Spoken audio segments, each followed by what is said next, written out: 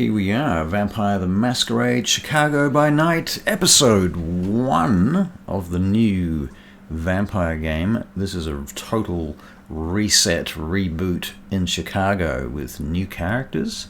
I'm Russell Kirkby, and over here we have Barry Tahira, and down there is Charlie. Charlie is playing a vampire by the name of... Take it away, Charlie. So I'm playing Newbie. From what everyone will know, not that everyone's here today. Yes. From what people know, she doesn't show her face or any of her skin.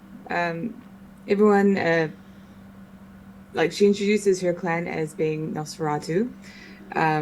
She wears a lot of black. She has like a hoodie, and then she has a mask on. She's wearing a lot of what people consider tech wear.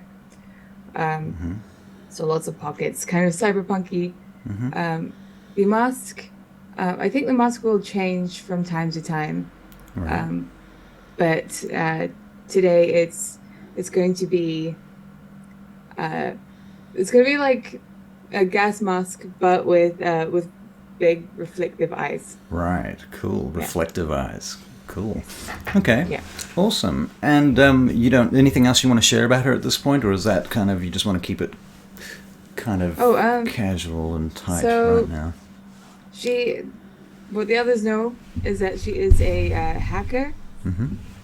She also frequents the arcades and loves video gaming, loves anime and manga, things like that. Yeah. You'll probably see her with an energy drink in her hands. Not that she drinks it.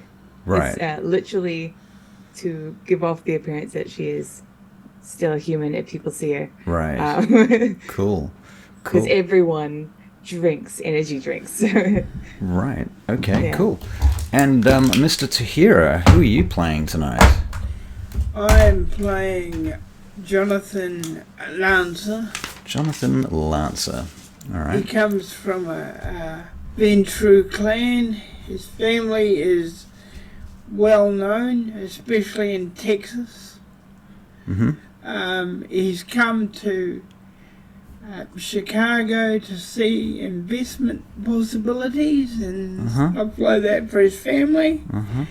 And he is also worked for the CIA and various other people and knows way too much information, and due to that they tried to knock him off at one point, but his family literally brought him back to unlife. Right. So, and he comes from a family of Ventru kindred, doesn't he? That's the plan. So, okay, cool. And so he's not from Chicago originally, is he? No. Right. And his father in life is a senator from Texas. Is that right? Yeah. Okay, cool. And he comes from El Paso. From El Paso. Okay, cool. By the Rio Grande. All right, very good. All right, so tonight, at the beginning of our story, we have established so far that the characters are kind of partners in a nightclub bar type venture. Is that about correct? We're still going with all of that? Yeah. I would believe so. Yep, okay. Yeah. And we don't have Jesse here tonight. Sadly, he's gone AWOL, so, fuck that guy. Fuck him. No, I'm sure he's got something going on, I imagine, so he's not usually tardy, so it's a little odd to us, but I'm sure he'll turn up sooner or later. All right, so you're at your club then in Chicago. Now, this particular club, there is Vancouver by Night. And he's like, vampires. Yes, indeed, we have vampires this evening. We return to the world of darkness, finally. So you guys, this club, did we say it was in Chicago or it's in Gary? What was the plan there? Did you have another idea? I think you were going for somewhere in the Loop, weren't you, in Chicago? Yeah. That was the general I think idea, so. somewhere close to the Really? CBD, yeah? What do you want, boss? I'm not the boss. You're I the know. one backing this, so it's all up to you. Right. Well, I'll do it in Chicago. all right. All right. Yep. Now, Barry, you have one of your retainers. His name is Fraser. Fraser. You have another retainer named Harris. Yeah. And they are your top two guys presently. They're both ghouls. And Fraser likes to drive motorcycles fast, especially electric ones these days, and they do go fast. And he is your sort of personal tech guy. He still has a lot to learn to be anywhere near the kind of level that Newbie is at, but he's, pretty good. He carries all your tech shit around. He occasionally drops things off and acts as a courier and so on. And he certainly can defend himself if required. Vancouver by night, hit by an ad. Oh, that sucks. Yeah, sorry about that. Okay, so you're at your club. Do you want to tell me more about this club right now? It's a combination of many things. Mm-hmm. It's got a little bit of, what would you say? What would you? Well, I have you had a name for it or something. Right. I have the impression that there is a bar. There is definitely a bar. Yep. There is a either an arcade attached to it, or part of it, or in it, or very, very close to it in the same building, like inside the same arcade, like as part of the same complex. I think it was the next building, but we added on. Okay. Does that sound about right to you, Charlie? Yeah. You Sounds good with good that? to me, yeah. Yeah, okay. So the arcade section might be upstairs, and adjacent in the next building that's connected. All right, that sounds cool. And Newbie, that is kind of where your haven is located, is that correct? I like the idea of that, yeah. You like that? To Okay. live close at least, if not in there. Right. Maybe hidden behind an arcade machine or something. Right, no, that sounds reasonable. And beyond that, Barry, your character, Jonathan, his domain, if you like, his haven, is based under the club itself, under the bar. Is that what I'm getting? That's right. Okay. Right underneath. And there's an underground parking section that you can access through a stairwell from the bar, with high security, of course. And also the bar itself has got a very Western biker look. The bar itself. Right. A Western biker look, okay. It's a Western biker look, okay. That's interesting. Yeah. The bar has. The bar, okay. So we've got a Western biker bar and a video game arcade and cyberpunk all kind of mixed together. It sounds fucking awful, I have to say.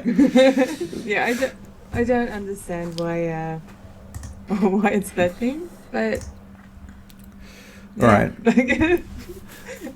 It's your bar, I don't care. It's not my bar. All right, fair enough. Okay, so if it's essentially a biker bar at the outset, then I'm going to have a lot of bikers in there then. And they are going to be Western bikers. From some Republican states, let's put it that way, to put it the most most gently. Yeah, it's also another way to have a lot of guns around when you need them. All right, that's fair, yeah, okay. Newbie is going to be like, this place is weird. I don't know why I hang here. I don't fit in at all. I wonder how Jesse's going to take all of that. That'll be interesting. Okay. Well, did you buy it this way, or did you turn it into this? No, I bought it this way because it was just weird. I thought, well, fuck, this is weird. Okay, fair enough. I'll buy it, All right. Very well. So, as you are running this bar, do you have any appointments on this evening? Any appointments with each other or anybody else that you would like to make from the outset? Either of you individually how or long together? have we been here? Well, that's kind of up to you. I got the impression it was a couple of years at this point. We're at session 1, so we've had our session 0. We got to sort of discuss this stuff generally. Now we're starting to get into more fine, granular details. So, how long do you want to have had this bar here? Oh, I mean, the longer you've had it here, the more changes you could have made to it. Yeah. 3 years? 3 years? Okay, cool. All right, very well. You've been running this bar for 3 years. Now, in that time, now, Charlie, I understand Newbie has stayed out of Kindred Society pretty much in those 3 years. That's how I'm reading it, right? Yeah. Okay, so she has pretty much only had contact with humans and a very few vampires, namely Barry's character, who you know quite well, and probably you know him better than he knows that he knows that you know that he knows that you know that he knows. You know what I'm saying?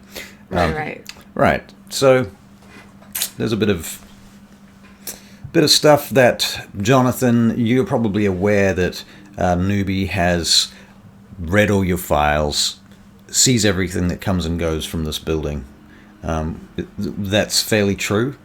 Yeah. Do you think so, Charlie? Yeah, I think so. Yeah. I like to get to know the people I'm working with. Right. Fair enough. Okay. Intimately. All right. Cool. Well, Barry, what is Jonathan doing right now? I am looking for my retainer. Right. Either one of them will do. All right. Well, Fraser comes wandering in from outside. He takes off his motorcycle helmet as he walks in the front door and goes and puts it on the bar. He sees you and he says... He doesn't say anything. He just... You know how it is. Okay. Evening, Fraser. Evening, Jonathan. How was your sleep today? My sleep was uneasy. Uneasy? Yeah. Something troubling you? I got a plan. That's troubling you? Yeah, the plan's troubling me because I'm wondering if either one of you can fulfill it for me. You mean me and Harris? Yeah. Well, you better tell me this plan, then. Well, the plan goes like this. We need another place. Mm-hmm. We need another place where we can dump all the information and files we get when there's trouble here. You mean like a shredder? No.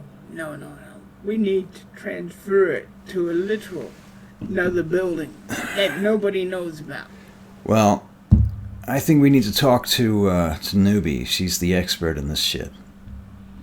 Yeah, of course. I know. I mean, from my understanding, most of the data that comes through this place goes through server farms and networks that they're not even on this continent. I mean, we save everything in the cloud, as far as I'm aware. But talk to Newbie. She's the one. Yeah, but Fraser vapes, by the way. He vapes because I vape. You know how she doesn't like being interrupted. Well, you want me to give her a call? She's only that way. Yeah, but she could be busy. Who knows? I mean, she's very, very fucking private. Right? Yeah, give her a call. Doot. Your phone rings, Newbie. By the way, we're playing in the 2023, We so are. it's weird that his phone boops. It's... Well, but that's fine. It's a convention, all right? It's just a convention. Yeah. I told you not to give me a hard time. You're giving me a hard time. I lied. All right, fine. I'm going to give you a fucking hard time now. Watch this. No. Okay. Your phone rings in any case. Whether it boops or not does not has no material value. All right. I put it on. Oh, you know what? If I know it's one of the ghouls calling. Yeah. I am going to. It's Fraser's number. Yeah. Right. Okay. Well, I'll be playing a game at this point. Probably some DDR. Yeah, Dance Dance Revolution. So Right. So you're playing. and probably not that well. You're playing Dance because Dance we're- Revolution in the arcade upstairs in the adjacent building. Okay. Cool. Is anybody else in there at the moment, or are you by yourself right now? I imagine it'd be quite popular. Okay. Yeah. Say it's like the early part of the evening. Right. Yeah. Right. I think this like arcade will go for quite some time until like, yeah, maybe like after midnight or something. Okay. I have no idea when it'll finish. But yeah, so as I'm playing DDR, I feel it vibrate on my side. You can't really see her appearance, but she stops dancing and then just walks off the Off the dance mat. Right. thing, yeah. Yep. And answers her phone. Okay. Hello? Hey, is this Newbie? Is this it's Fraser. Oh yeah? Can you hear me in there? It's fucking loud. I know. I like it this way. Yeah, I know. Can I talk to you like in private sometime soon? Oh yeah, I mean- I'll Jonathan wants to talk to you too. Oh, okay. You know, I'll just meet you there. Cool. All right. Yeah? Okay. Yeah. We'll see you soon. And She fucking hang up on me. Do you believe that? then I will take my Yes, satchel. I believe it. Take your satchel. Yep. Yeah. Take my satchel and my half-drunken energy drink that I didn't drink, and then go down and Go to the other building go and. to the bar. All right. So The you Western-style bar. you soonly appear in the bar. All right. And you. So what are you wearing when you walk into this bar? And I'm assuming the bar is open right now. Barry, I'm going Yeah. to put you on push to talk for the Yeah. sound effects that you are kindly providing in the background. Okay, so Ambiance. the ambiance, exactly. Yeah. Yeah. So So Newbie is wearing, she's wearing a hoodie. She's wearing pants with a lot of pockets, some sneakers that make her a little bit quieter. yeah. She's wearing, I'm giving her like latex gloves because it fits closer to the fingers. So like if she's typing, Right. it's better. Yep. Um, You don't sweat, so that's good. yeah, she doesn't like to show any of her skin.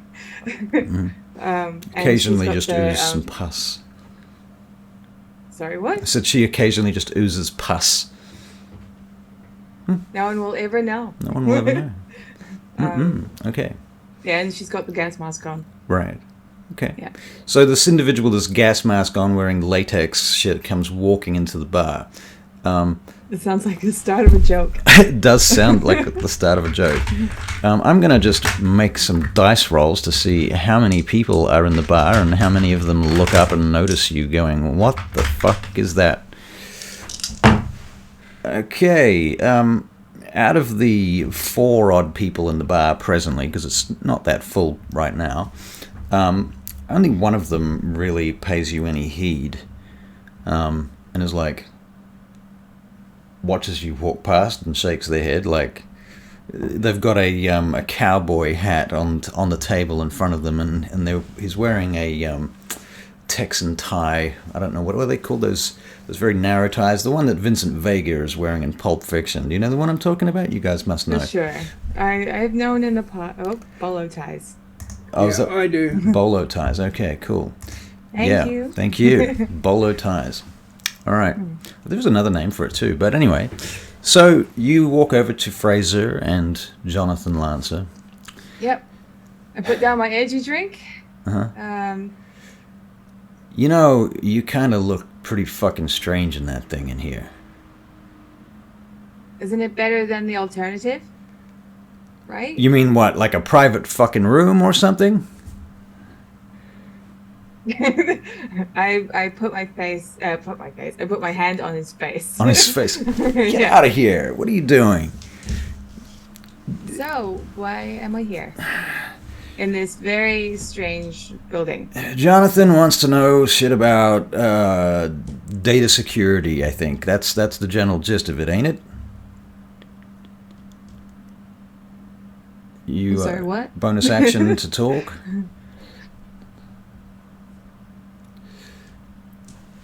I'm just going to move us around on the screen for a second here. There we go. Yes. I would have said it, seeing as I'm right here, but thank you very much anyway. Yeah. Like he said, we got enough oomph that if we got attacked here, everything could be quickly moved out of our computers. Ooh, well... You say, ooh, with doubt. Well, yeah, it's because I seriously doubt that this place is secure. Look, I mean, if we get attacked, I don't know. I mean, who we're going to get attacked by, first of all, is the first question. And if we do, I mean, we kind of have to tailor our response to our prediction of our enemies. Who are we afraid of? Yeah. We're fine. You've been working with the Lancers for how many years now? A few years. People don't like us, remember? Well, as far as I'm aware, you are dead to the world, so those people, they don't count much. You're already dead. The CIA and so on, we already dealt with that shit, didn't we? Are we still getting those fucking tracers? It always helps to be cautious. Well, I think if we are being cautious, then we're probably not going to want to talk about this here. Yeah, exactly. So where do you want to talk about it? Should we go for a drive? No, we'll go downstairs. I like the driving idea. This place is weird. It's a very Western building in a area that is like built for cyberpunk times. Like, come on. There's like a... I don't want to say it, Jonathan, outside. but it is time to come out of the dark ages, dude. He straightens up his cowboy hat and says, have we forgotten who the boss is here? Yeah, I'm just telling you what I think.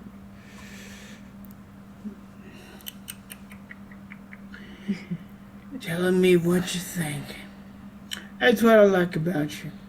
Come on. Alright, where are we going? Downstairs then, is it? Yeah, I know, let's go for a ride. You said, let's go for a ride, we go for a ride. You want to take the Jeep or the bikes or what? We'll take the... Which would you like? He looks at your character. Movie?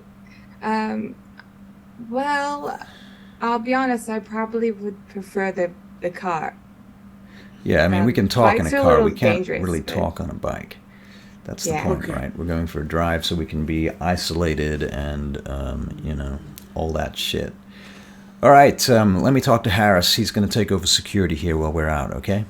Okay. I'll meet you at the car in 5 minutes. Okay, so Fraser walks off to go and deal with that shit. And I assume you guys are going to go and get in the car. Yep. Yep, let's go. I suggested a Jeep, but it doesn't have to be a Jeep. What do you want to drive? Are you driving like a big old American wagon from the 60s with bull bars on the front of it, like a Cadillac or something? I'm looking at the cows and I'm thinking, not that one. Not that one. Caleb says, yeah, we're fine. Famous last words. That one there. Right. Okay. You want one with doors or without doors? What kind of question is that? Well, we got one without doors, the Jeep. We got one with doors, here. I want to take your safest, darkest vehicle. So like a black one with tinted windows, that would be wonderful. Oh, that one Yeah? there. Okay, This great. one, everybody over to this one. Okay. All right, a couple of minutes later, Fraser comes downstairs and he comes out on the floor of the underground parking lot. Walks over to you guys. So, which car are we taking? This one. Okay. So you get in. He says, Yep. am I driving or is one of you doing it this time? Oh, no, I'm not driving. Oh, no. Okay, cool. Well, he opens the doors up and offers for you to get in. I hop in. All right. Sir. Swiftly.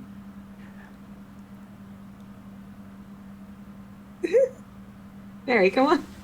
Push the button. Push the button. Push the button. To talk. Had it for a second. He's gone. He's been. I think he's been taken by aliens. I got it. There he no, is. Okay. Sometimes it doesn't work and sometimes it does. Okay. Okay, they get in the car. All right. So Fraser drives the car out from underground up onto the street, and it's raining in Chicago this evening.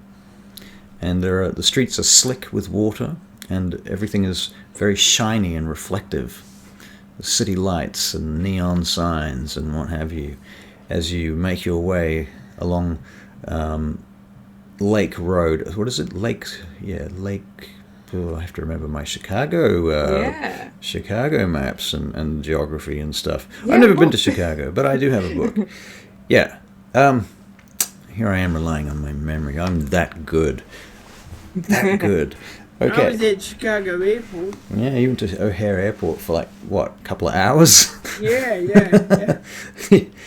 Yeah, okay. That's enough. All right. So you're in the car, you're driving. So if you have all your information, all your security in your building, that's probably, that's not a great idea. Not for you and what you're up to. Okay. So what do you think we should do with it?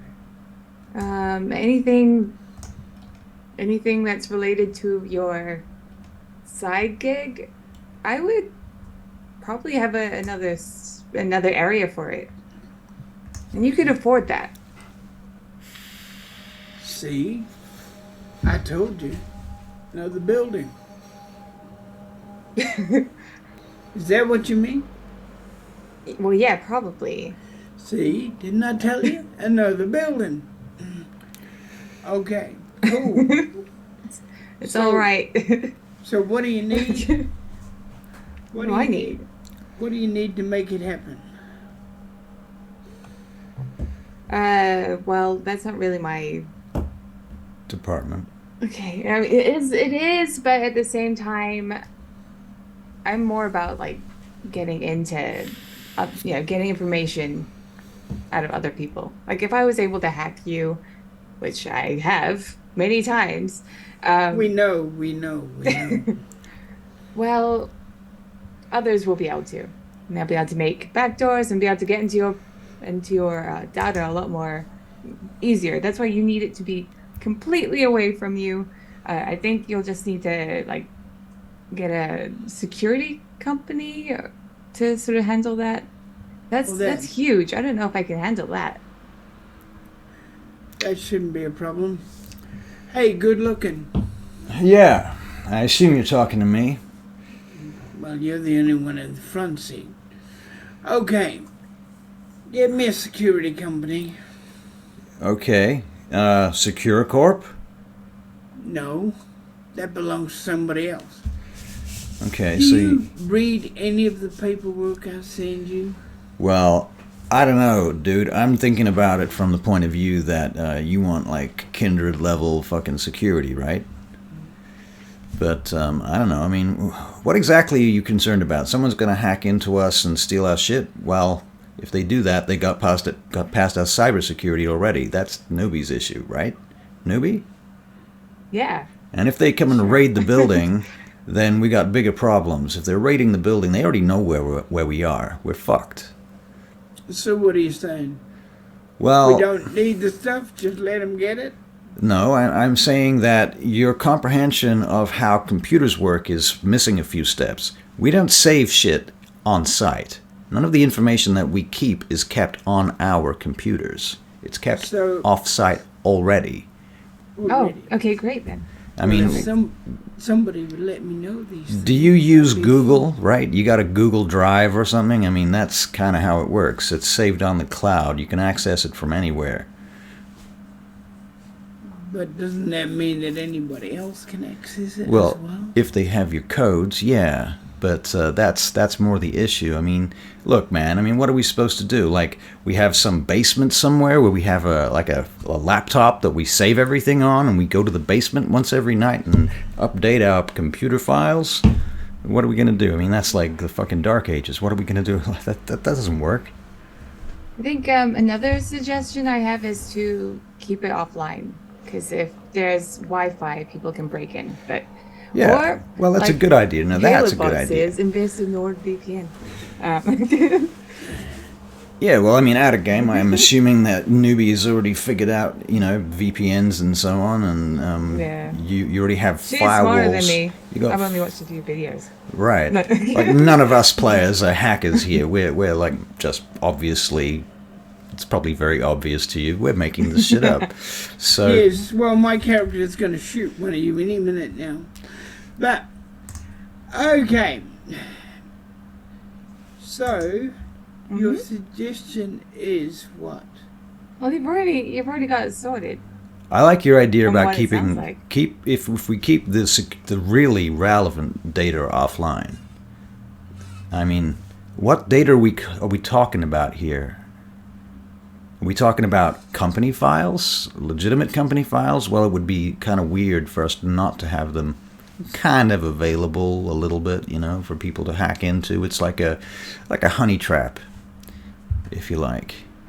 What are we keeping that needs to be so fucking secure? That's my first question. I mean, what data is it that we're keeping that you are so concerned about? Well, hang on. For one, Barry doesn't know what data they have. So what data do they have? Right. Well, you have business records. You've got the bar records. I believe you have a factory in Gary that builds electric motorcycles.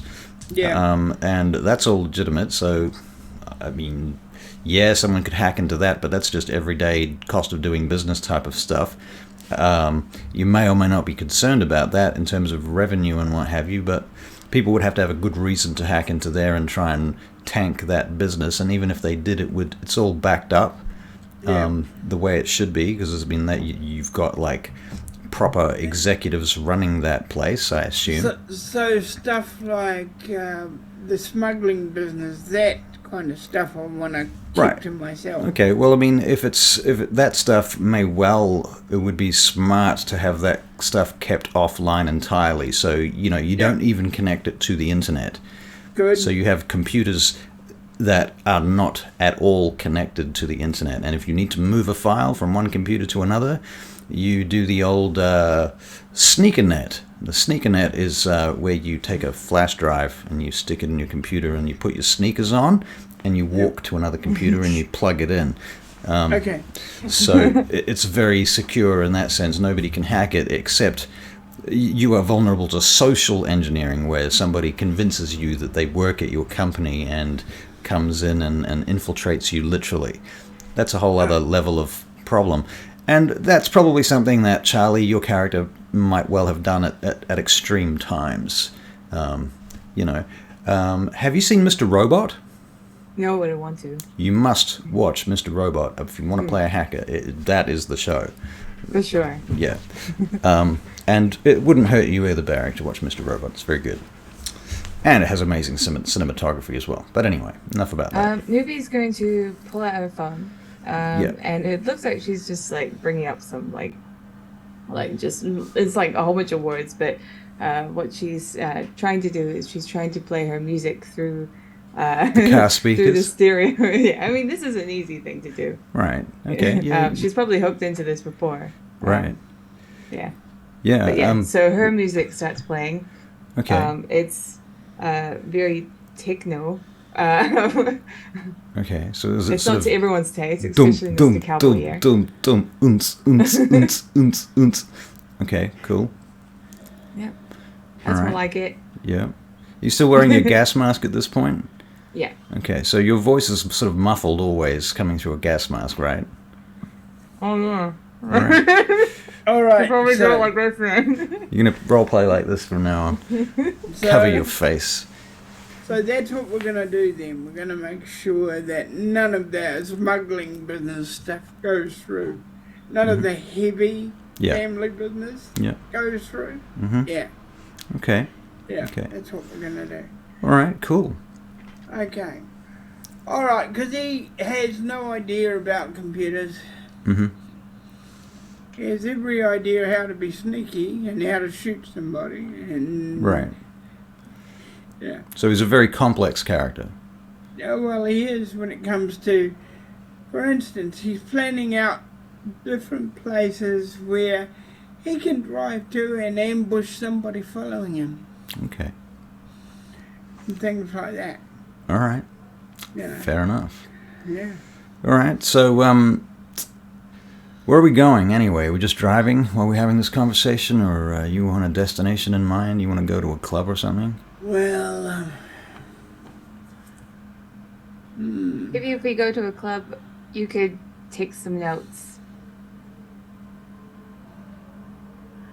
one more crack out of you.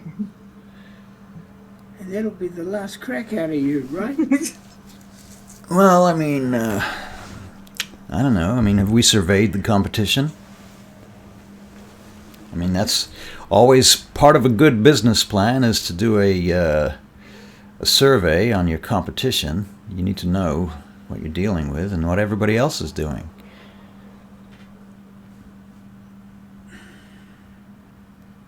Standard business practice, right? Out of game, it is. I poke Jonathan in the face. In the face. Yeah, waiting for a response.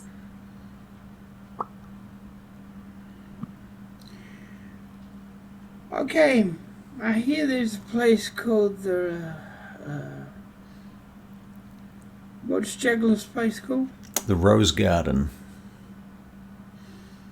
I hear there's a place called the Rose Garden. Let's have a look at that. Isn't that place in Gary? It's a long way. Okay. I don't mind. Doesn't bother me. You want the rest of this energy drink? Sorry, what was your... Okay, what was his name again? Fraser. Fraser. Yeah. Fraser, do you want the rest of this? It's a little warm. Have you had that, like, in your mouth? No, you know I can't drink this.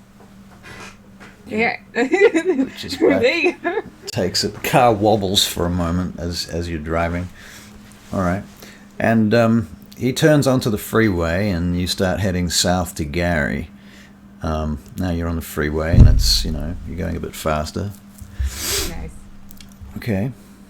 Do you want I'm to... prepared for a fight now because every time we used to go to Gary, it's a fight to get there.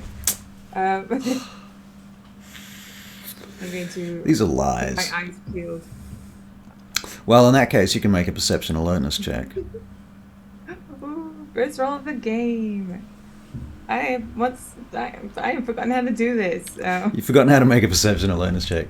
Yeah. At least I get to say perception alertness finally. When we're playing D&D, I'm always make a perception alertness check. Oh, I mean wisdom perception. This is so weird, and I don't know how. Yeah, these new character going to sheets roll. are interesting. How am I going to do this? How do you We haven't roll been. This is our first time trying to roll on the V20 character sheets in Roll20, so this is interesting. Okay. Tell me how you do it. Tell me. How does it work? Okay, Willie Barry, you've got 2 perception and currently no alertness. So 2 for me and God, this is so annoying. all right, Barry, you get 1 success for perception alertness. Okay, yeah, 2 for me as well. Whoop. I am blind. You are blind. Okay. It might be due to the gas mask. Right, that would make sense. That would cut down on your perception alertness quite significantly, I would suspect. Yes. My camera's being a little... You're laggy. It's swimming, isn't it? That's weird. Ooh. Let's see if I can fix that. Let's try some settings. I'll probably fuck this up entirely. Watch now. Testing, testing, testing. No. No. Still seems to be doing the same thing. Ooh. I don't know. Oh well, it was alright before. We'll see how it goes. It might fix itself. Otherwise, I'll turn it off and on again. That usually works. In fact, let's try that. I'll be right back. And so, how are you all doing, huh, Mr. Casper? That's back. Casper. Mr. Caleb. Mr. Caleb. Mr. Graham. Yeah. How's all the people in chat tonight? I know Vancouver's lurking. Lurk. Yeah, he was looking for blood earlier. Okay. I'm back. Things seems to be working. And Avery is there too. Yeah. Cool.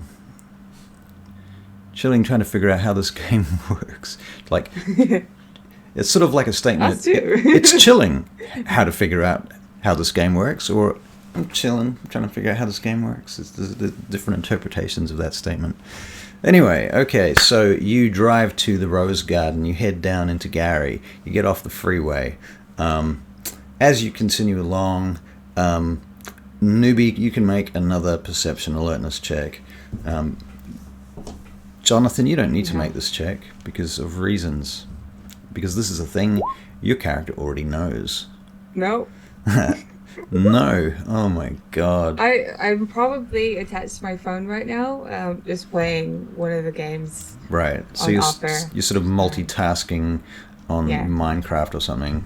I think it'll be like one of those anime games, anime waifu games. Okay, it's not like some 8-bit arcade game from the 80s.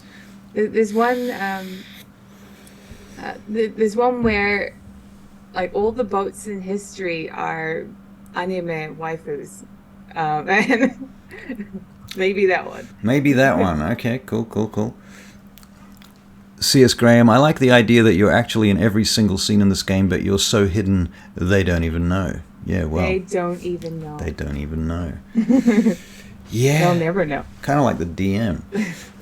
All right, cool. So you get off the freeway and you still haven't noticed shit, so there you go. Fraser leans back and he says, "What are you playing back there?" It's, God, what is... I don't know, game. It's like Azure or something. An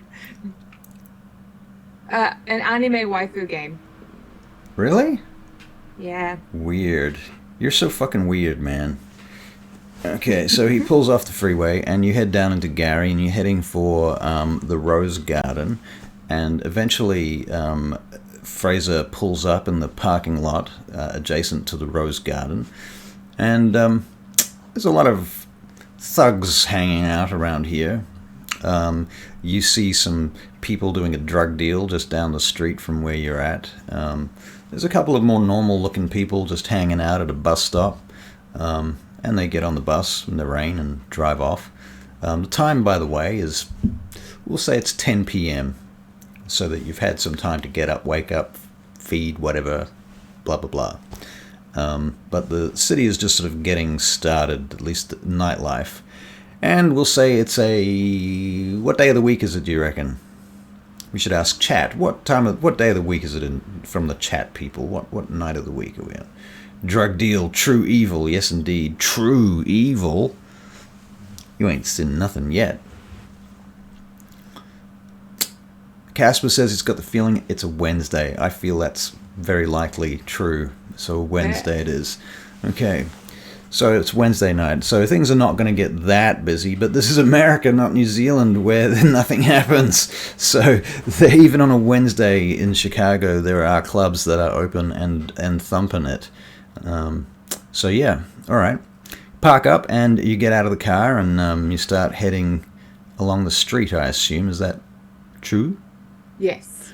All right. Yes. I'm going to obfuscate. Okay, so you disappear. And then I take a few steps away from these guys. as well. Okay, yeah. So, how far away are you? I will be behind them. Okay. Mm. All right. Fair enough. Yeah. So, thusly behind them, can you make a perception check, please? Perception alertness. I will do Can one. I? You can you? Can I? Barry, you get 1. No. Fraser trips over his shoelaces. Oh. He rolled a 10 and then 2 1s. So, yeah. Well, Casper the Stork, if you'd love to join in for a VTM game, you know what to do. We just have to talk about it. There you go. So have a think about it. All right.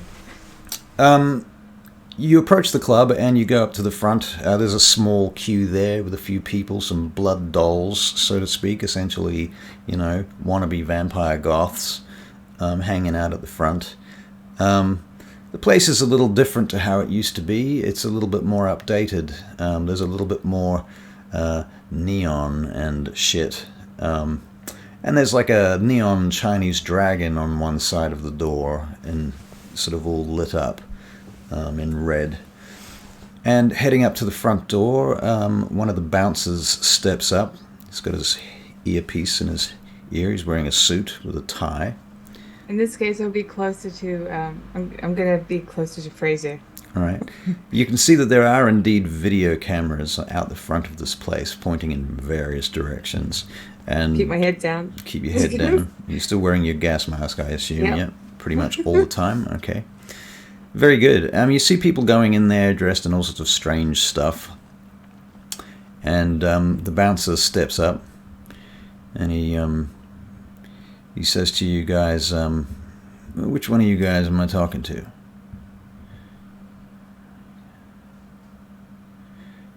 Not Barry, because he's on. Yes, it's Fraser, because Barry's on mute. That'd probably be me. Are you here to see anyone? No, I'm just here to look at the competition because I've got a bar of my own. Just want to see how, things I've missed out on, things I can learn from. What people here are interested in, because I come from Texas. I see. Well, I mean no harm. You mean no harm. Okay, well, why don't you come all in and we'll take you to the VIP lounge. And he says, Molly, can you take these folks to the VIP lounge, please? And Molly comes forward. I'm truly obliged. Molly's a kind of cybergoth chick, and she comes forward and she beckons you to follow her up the stairs, and she takes you up to the cage at the top of the stairs and unlocks the door with a passcode. Down below, the laser lights are flooding the room as a group of dancers, go hard out on the dance floor to the heavy jams. And you go into the VIP lounge at the top, and you see a number of people up here dressed in somewhat kindred typical styles of a variety of fashions. Some of them look like bikers, and others look more kind of suity, and so forth. You get the impression overall that they might be anarchs. In fact, you're pretty sure they're anarchs because you've heard the rumors, right? Okay. Awesome. Newbie's going to go to another table, one that isn't being used. It would be pretty funny if she goes to one that is being used. She's obfuscated, so she'll just she'll go close to someone that is just like having a great time, and she'll sit up her laptop on her she'll pull out her laptop, sit it up, and then just start like hacking the password, Wi-Fi. Well, trying to. I guess she's curious to see if she can get the Wi-Fi here. Okay. Well, there is an open Wi-Fi, but there's also about 5 other Wi-Fis here. One of them is called NSA. Like Like the gun? Like the Thing? National Security Agency. Oh, okay. That sounds like a joke. Is it a joke? No. You don't know. There are these I've been meaning to ask you about like what sort of technology you think Nibby would have. Right. There's like this thing where you can create like dummy Wi-Fi's, and if people join to them, then you have access to their shit. Right. Yeah. No, I mean, you can probably do that. You've probably got access to shit like that. You may, I mean, you need your laptop. You need to have, essentially, we'll say you're carrying a black box around that has a lot of your hacking hardware in it, which is kind of a shortcut for all the tech that we don't know enough about to really nail. But we'll learn more as we go, and we'll get more and more accurate as we go. Or at least sound more and more accurate. And no doubt we sound like complete idiots right now. But that's okay. We're playing Vampire and we're having fun. I don't know the technical terms now. But yeah, I'd like to get that thing out. Okay, so you take out your black box and you set it up, plug it into your laptop, and you start checking out the Wi-Fi. Now, the first thing you realize is that that is exactly what these guys are doing too. They have Wi-Fi here. You log into their free Wi-Fi, and next thing you know, they're hacking everything that you've got, anything that's connected. They could try. Right. So you realize this pretty quickly as you start getting pings from your data from your security packages. Well, from what I know, and it's not a lot, but it's either they do or they don't. So they either can get in or they can't. So I would have had things where, I mean, that they couldn't get in. Like, just ways of not being able to get information. Right. And what you can do is hook into their network using some kind of dummy, thank you. Right, countermeasures. Using basically a virtual computer, if you like. It's like you've got your computer, and on that computer you're running a virtual machine that is pretending to be a different computer, and it's locked out from your main computer. So there's no way the data that goes to that virtual computer can actually talk to your actual computer. Yeah, that sounds good. It has like dummy ports and virtual ports and so on. And I did a computer course once years ago. It was a long time ago and most of it's gone, but hey. Yep. A decoy, yes, hey. Exactly. Thank you. See, this guy's useful. We need him on the team. Yeah. Hear that? We need you. You better join our group. Cool. All right. So after a while, a fellow comes downstairs. This big bald dude comes over to your table, Jonathan. What are you doing while you're sitting there?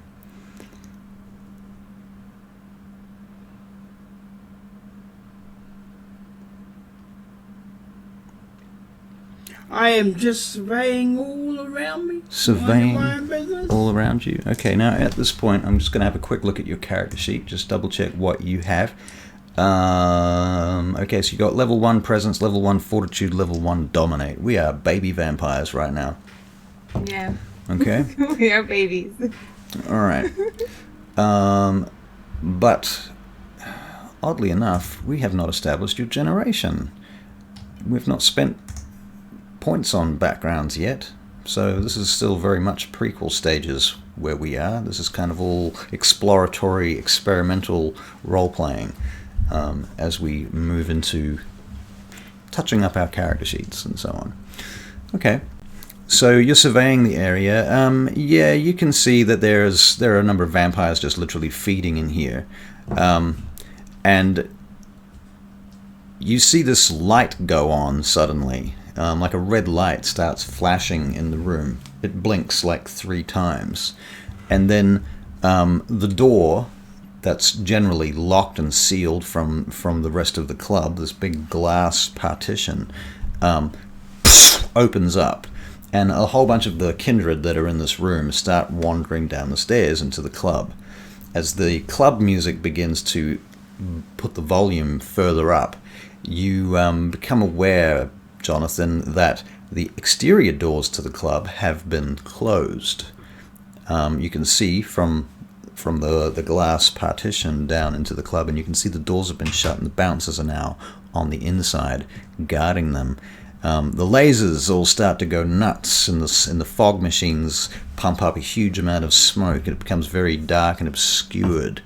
And the vampires head downstairs, and you kind of get the impression that they're feeding off the kine in the lower club. This big guy comes over to you, the bald guy. He taps you on the shoulder. Excuse me, sir. Yes. Someone wants to meet you. Well, that's mighty fine. You just show me a direction and I'll follow you. Follow me then. And he starts heading for the door at the back of next to the bar. He puts in a, you know what he doesn't put in a passcode? He takes out a swipe card and holds it up against a panel, and the door goes and unlocks and swings open. And he heads inside and stands back for you to go in. I keep wanting to say Mercy, what do you do? But it's not Mercy, it's Newbie this time. It's Newbie. I'll probably have like half my attention on keeping an eye on this guy, on Jonathan. So if I see him go off, I want to continue with my next phase, trying to get into the cameras. Okay, you're going to try and break into the cameras. Okay. Yeah. All right. If well, it's attached to the, if I can get into the Wi-Fi, yeah, I could probably do that as well. It's going to take a bit of time. Everything takes time. Yeah, everything's going to take time. It might take multiple levels of security too. So I need you to make an intelligence, and a computer check, please. Okay. This is going to be nuts. Okay. There's not enough D10. Okay, I'm rolling 5, and then followed by another 5. Okay. So, and the difficulty is lower, but it's still just 1. One success? Yeah. Yep, okay. Great. All right, you realize that they have some pretty extensive cybersecurity in this place, and that the free networks that they have available to the public are certainly not their actual networks. They've got nothing connected to them of any great importance. Okay. It's all really just access to public Wi-Fi and public services. Even their own, they don't even have their own website. Or a domain name or anything like that you can find. Well, if Jonathan's is he still around? Jonathan's heading for the door with this bald guy. The bald guy's just swiped the thing and opened the door, and he's about to walk through it. Okay, I'm going to rush over, and I'm going to give Jonathan my phone. And you're going to sleight of hand it into his pocket or something like that? Well, I'm obfuscated. Right. So, yeah. Okay. I could get away with that. Well, that's if he doesn't feel it, you know. He might feel you. Well, I just want some surveillance. Okay. All right. So you're going to put your phone into his pocket. Now, I will get you to make a dex and stealth check for that. Sure. You are obfuscated, so you can't be seen. Sweet. But this is V20, and as far as I'm aware, you can be seen by cameras, even though you're wearing a gas mask and so on and so forth. Whoop, whoop. Okay. Yeah. I have to, because I've got over 5 dice, I have to do it this way. C.S. Graham's passing out, he's going to bed. 4. Yes. So 4 successes. 4 successes, alright. So, Barry, I'm going to make a perception check for you. You're going to have to roll 2 10s to notice this. You get a 9 and a 3. I probably even have a recording device of some sort that isn't... Right. Essentially a bug. My phone. Yeah. Right. Okay. So you slip a bug into his back pocket or you just plant it on him as he goes in, on his jacket. Alright, so Barry, you go through the door and this fellow takes you to an office. It's a very plush office. With my sunglasses on? You put them on, or you've still got them on? Did you ever take them off? I put them on. Okay, Yeah, you put them on. What sort of sunglasses are we talking about? Well, sunglasses so we can't see my eyes. Are they like aviator glasses or Aviator. black glasses? Yeah. Aviator. Okay, real old school. Cool. Yep. All right, Old you're school, still wearing yeah. a cowboy hat right now? Yep. Okay. All right, so you head on in, and you were taken to this office with plush couches and carpet on the walls, red carpet on the walls. There's a big coffee table in the center, and a fellow in a... he's wearing track pants right now, and a jacket. It's like a sweatshirt jacket with a zip, but the zip's open, and you can see his shiny, muscly abs. He's blonde, and he turns around to you and looks at you, putting out a cigarette and taking his feet off the couch, or off the coffee table, actually. He throws a newspaper onto the chair next to him, and he looks over at you. He stands up. Welcome! And who might I be addressing tonight? Name's Jonathan. Jonathan. Well, I'm the proprietor of this establishment. You can call me Juggler if you wish. It's a pleasure to meet you. Well, I see you have some interesting aesthetics. I can identify with some of them. And I hear you're starting, or you've started an establishment of your own somewhere in the vicinity of Chicago. Is that true? Yeah. And you've come here to scope out the competition. Yeah. And more so, you told us. That's right. Well, I guess you didn't go to Harvard Business School then. Oh, most of my family did, But not you. but that's not what they use me for at home. I see. And which family are you from, if I may ask, if I'm not being too brazen? Oh, of course you're not. I'd be asking the same questions you're asking.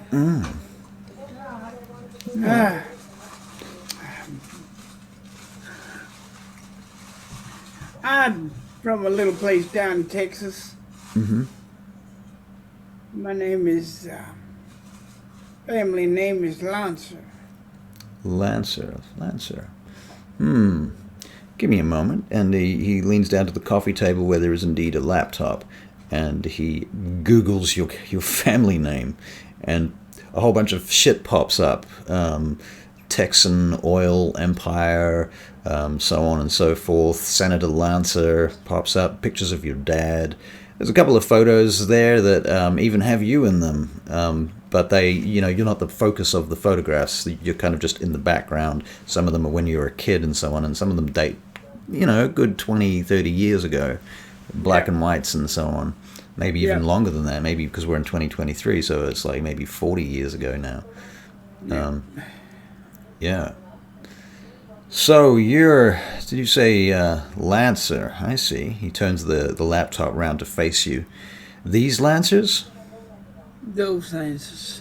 Your dad's a powerful man. Well, Mama's more powerful than Daddy. Well, Mom does not appear in any of these pictures. Isn't that interesting? Why is that? I think you know the answer to that. You look like a pretty intelligent man to me. Flattery, my friend, will get you everywhere. Huh. Well, how can I help you anyway? Anything in particular that you're looking for? I just thought I'd come here and say I'm not looking for trouble. Well, as it happens, I'm not looking for trouble either. Trouble, however, does tend to find me, but we have to deal with that. It goes with the territory, right? He would have done his homework on this place. Who runs who does what, who the prince is, da-da-da. Right, you know the basics. Yeah. Does he know they don't like each other? Modius and Loden?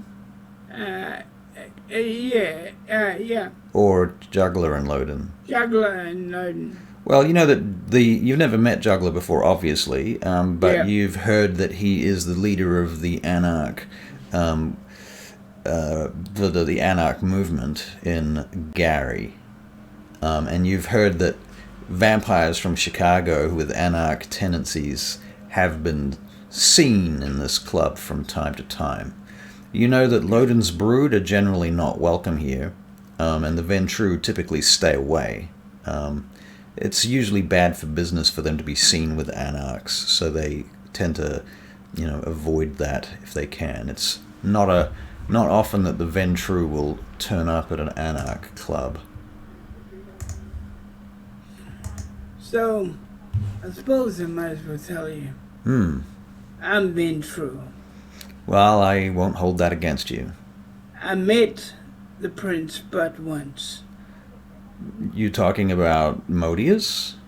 No, I'm talking about Mr. Loden. Oh, you'll have to excuse me when you say you met the prince. We are in Gary, you see, and I assumed that you were talking about the local prince. Oh, do forgive me. I forget there's two of them.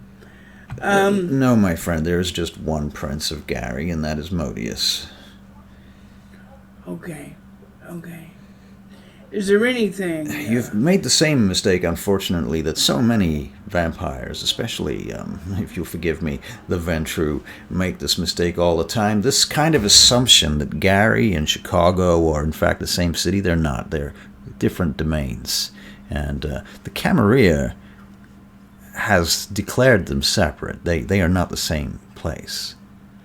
They may seem very similar, and they may fringe upon one another, but... Prince Loden, who I assume is who you're talking about, has very, very little to do with Gary. Except for his various incursions over the years and his various attempts at dethroning Prince Modius from time to time. He's done an outstanding job of destroying the economy here, but we're beginning to recover. You can't stop a good thing. Okay. So, Modius is in charge in Gary. Yeah.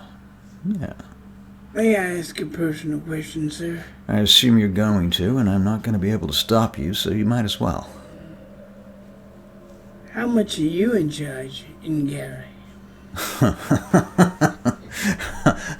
I don't run anything, you understand that. I have this small club, and I have my friends, and I like to entertain them.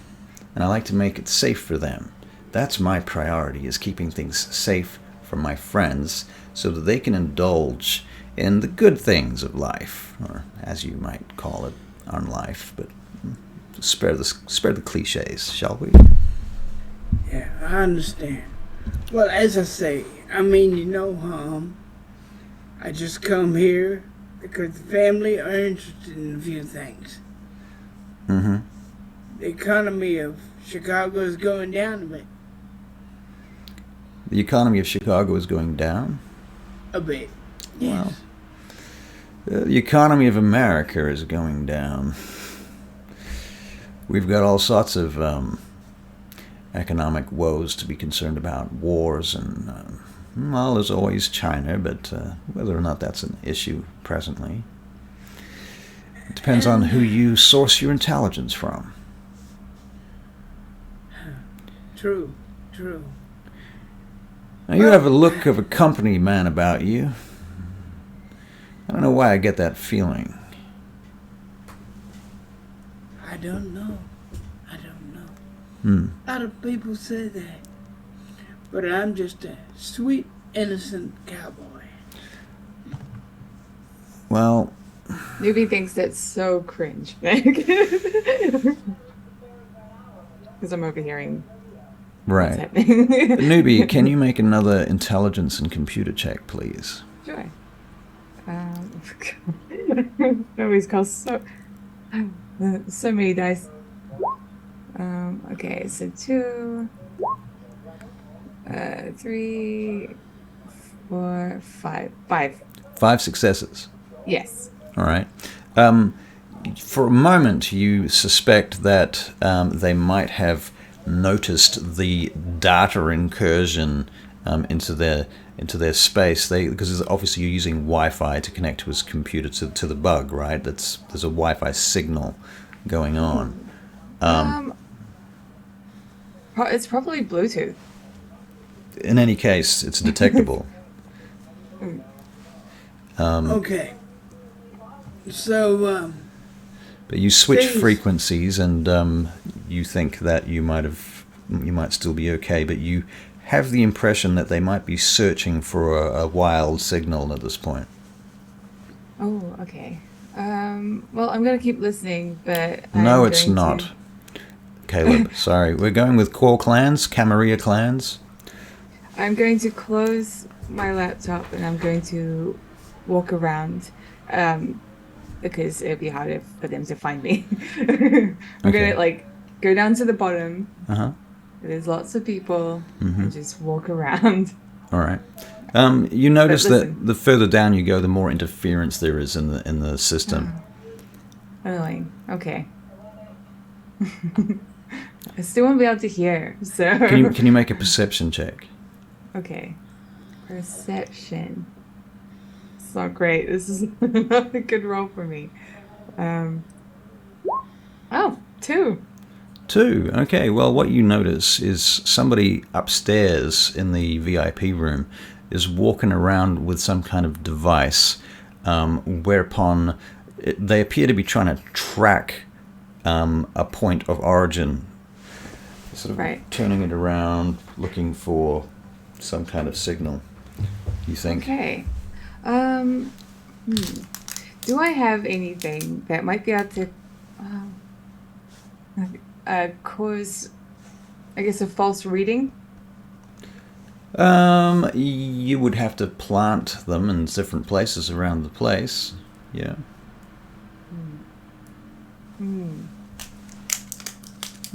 It's gonna be. It's tough because you'll have people with like AirPods and everything, cell phones everywhere. So. I mean, you could hack into some phones in the room and start broadcasting or using their phones to pick up the signal, or otherwise broadcasting from it to sort of two-way traffic from somebody else's phone. You're using them. You're sort of jumping through them, using them as a like a VPN essentially. Okay, sure, yeah. Okay, so you make another computer check, please. Intelligence and computers.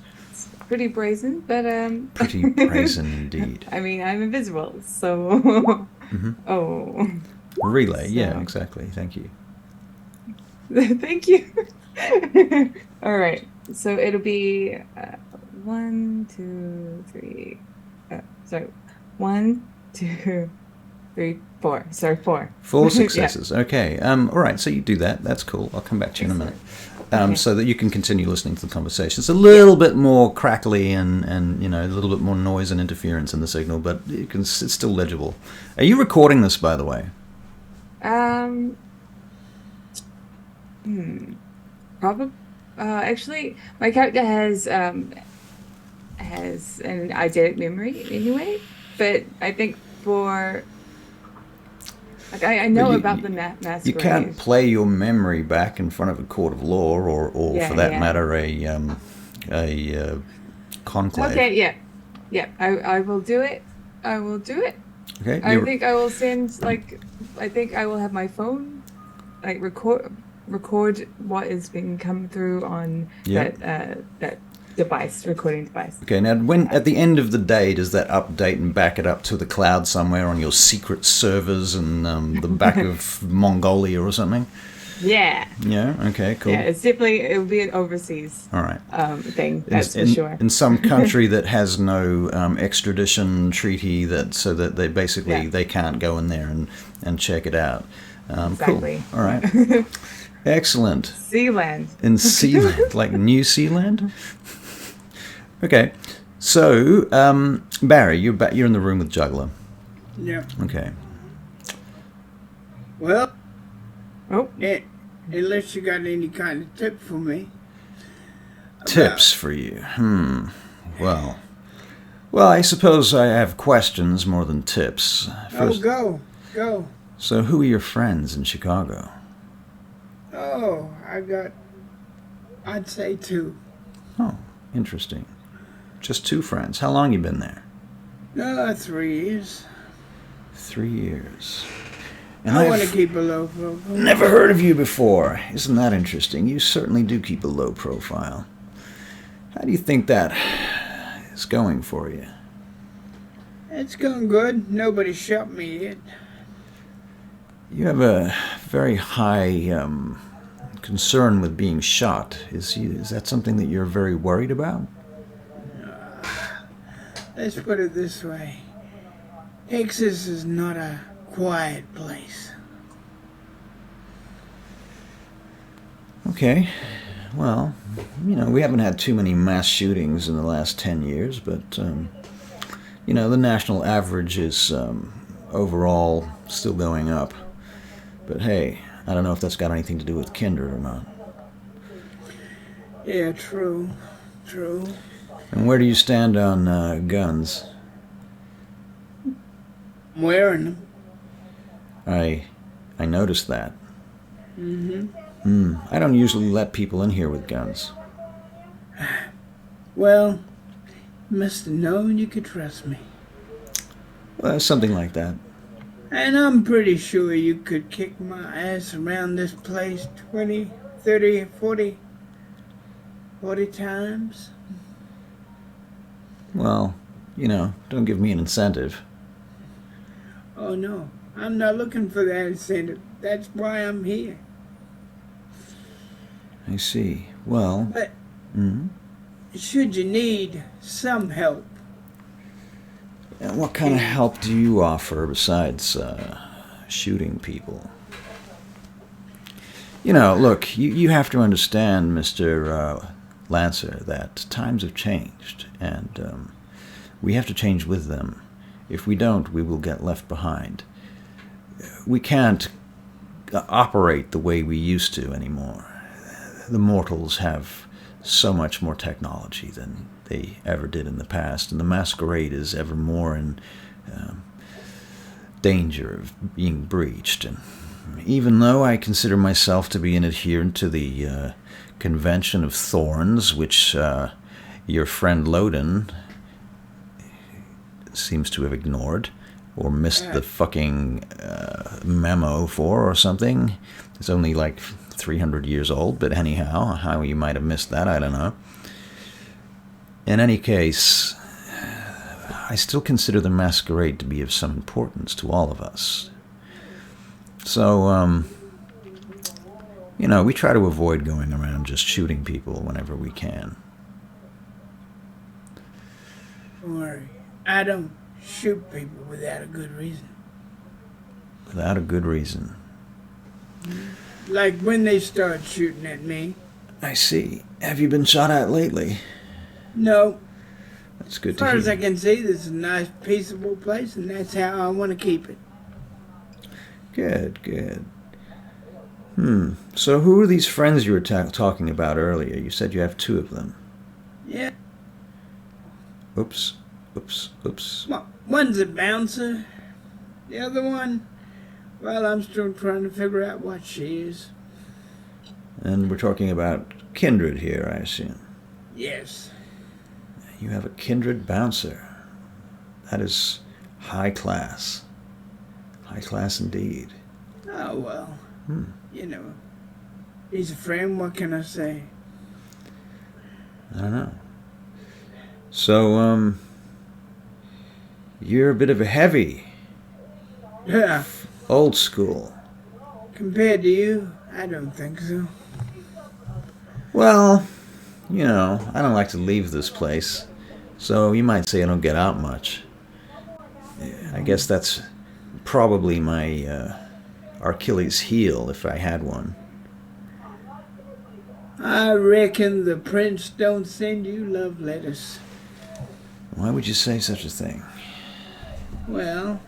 You're talking about the prince again, Mr. Lancer. Are we talking about Modius or Loden? Loden. Because he's not my prince.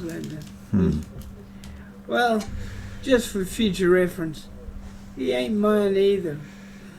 Ooh. So you came all the way from Chicago to Gary to hang out in an Anarch nightclub, despite the fact that you are out of game for a second. Did you say that you were then true to him? Yeah. Yeah. So despite the fact that you're a blue blood, you're hanging out at an Anarch nightclub in Gary, talking to moi. And I'm not unaware that there are rumors abound that I am the leader of some kind of Anarch movement. I assure you these rumors are quite untrue. I believe you. How do you think your prince, Loden, would feel about that? I imagine he's gonna be asking questions and saying, why did you go to that real bad Anarch place? And I'll say, I was just looking at the competition. Mm-hmm. And I won't be lying. A good businessman always looks at the competition. I see. So you have a plan here. I can see that now. I was a little confused as to why you would walk into this place like that, but you have plausible deniability, and that's an asset that can't be bought. So right. That's what my mama always says. I see. So you do have some business sense, or at least some company sense. Company man. My mama says I need a little bit more, but I try. I see. Well, is there anything else I can help you with while you're here, Mr. Lancer? No, thank you. It's fine, but maybe sometimes I'll pop in for a little bit of that interesting feeding habit you have. Put a pause there. Cut back to Charlie.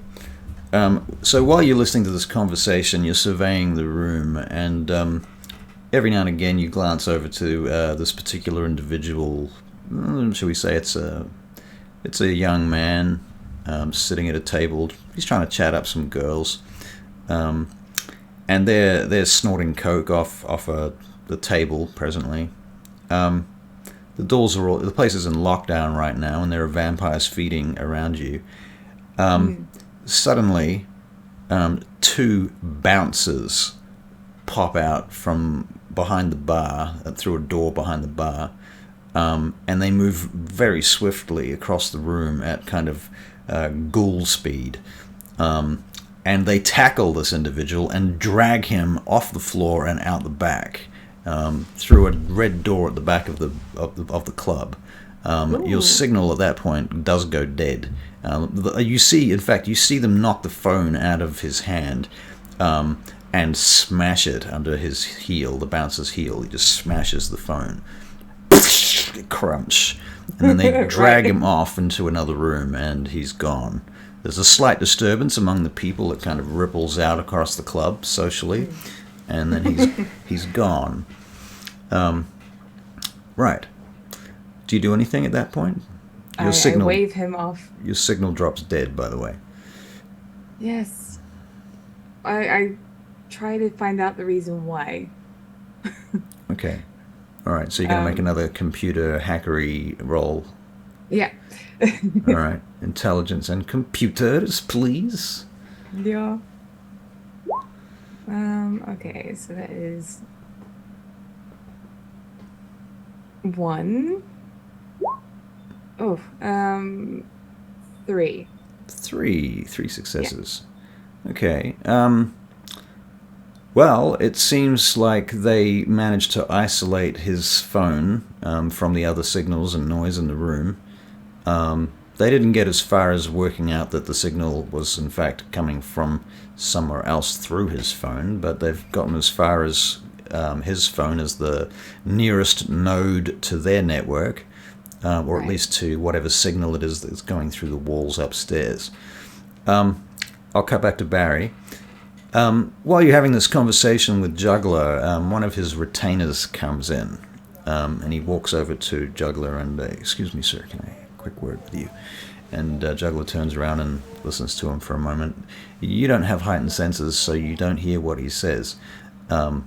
But Juggler, he nods and thanks him, and the guy shows him like an iPad tablet, and he looks at it for a moment, and he nods. Very well. Excuse me, Mr. Lancer. It appears that our conversation is being compromised by somebody in the building. What do you suppose that might mean? Oh, I think I know what that means. Excuse me, but I think it might be my people trying to protect my butt. Your people trying to protect your butt by, Do you mind standing up for a moment, if you don't mind? And the ghoul takes out this electric paddle. Yep, he stands up. I'm sorry, sir, says the ghoul. Can you please hold your arms up in a cross position? He does. All right, and they start scanning you. I think we found something, sir. It looks like a M45 912. What's that? It's a kind of bug, sir. He passes it over to him after pulling it off the jacket. And you, of course, see this little bug on that's been on your jacket as he hands it over to Juggler. Juggler looks at it. He, well, you can add that to our collection. Thank you.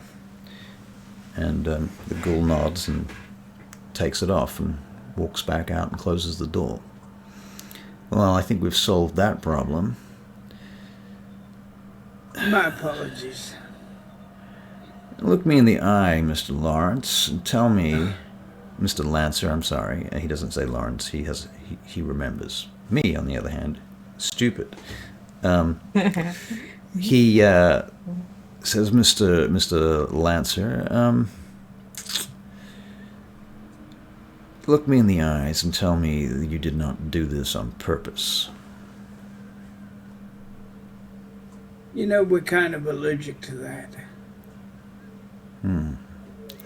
Well, you are a master of deniability, so I'll give you 10 points for that much. Tell me, Okay. when was the last time you did see your prince? When was the last time you saw the prince? Well, you are kind of obligated to go to Elysium once every 6 months or so. About 6 months ago. I see. Well, Okay. I wouldn't do this for anybody else. But Mama says there comes time when you gotta trust somebody. He takes up his glasses and says, go on.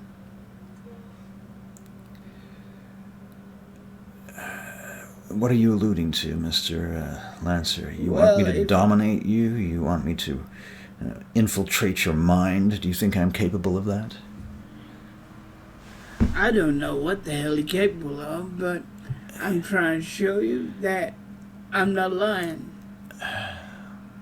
Gangrel is core, yes. Yes, indeed, Casper. That's Caleb. Gangrel's a good choice, I'll say. Doesn't have all specs, but it's a good choice. Could have all specs. I mean, you know, it's not the first time a Gangrel's had all specs. Anyway, sorry. So, I don't want to mar the trust we built up here today. I see. So go on, do what you have to do. Are you sure you're not a Malkavian pretending to be a Ventru, pretending to be an Anarch? Well, Mama would say I am. But no. Interesting. Very interesting. And you were interested in doing business here? Oh, yeah. Well, I tell you what, I would make it worth your while if you were to Keep me informed of anything you think I might find useful.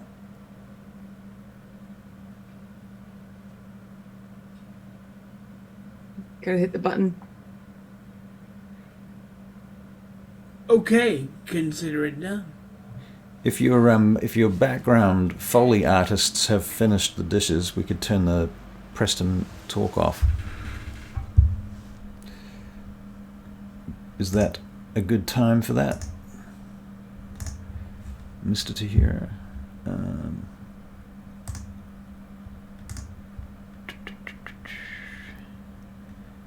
Anyway, what did you respond with? I missed that. Okay, they're not doing it now. Cool. So can you hear me? Yeah, I can. Yeah. Yep. Okay. Yeah. Consider it done. Okay. Well, to make things more useful, perhaps you might go and visit Elysium a little bit more frequently. That'll put you in a situation where you have access to more information. I mean, it sounds to me like you're something of an isolationist, and in such a position, well, it's not like you're a central hub of information gathering. Little does he know. Out of game. Okay. Understood. Well, I reckon we've kept company long enough, I see.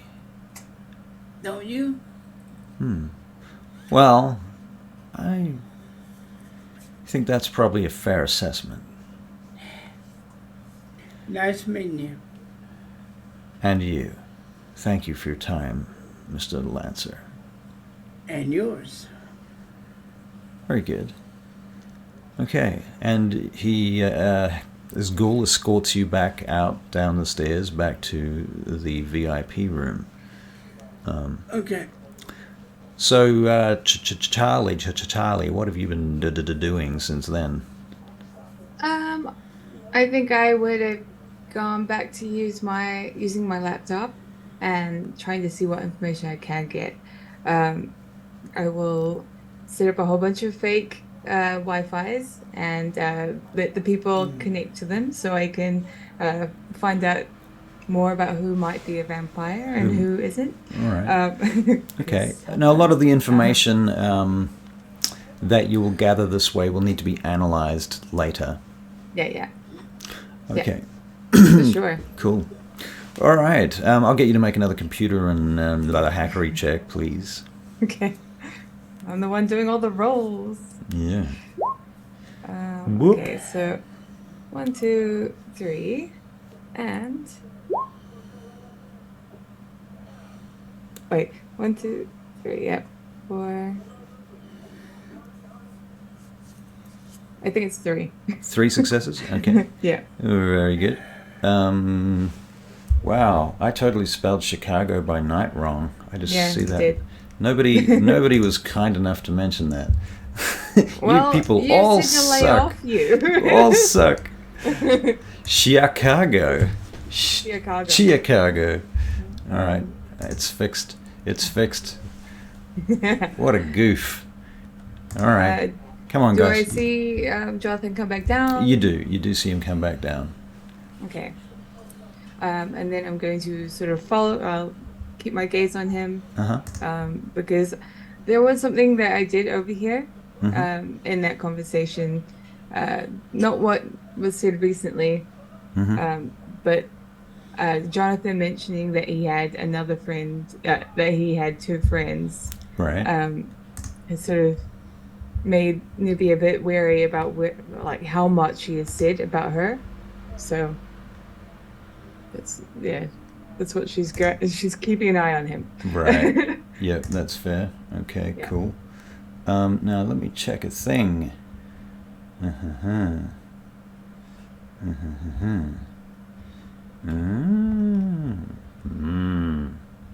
Right. Okay.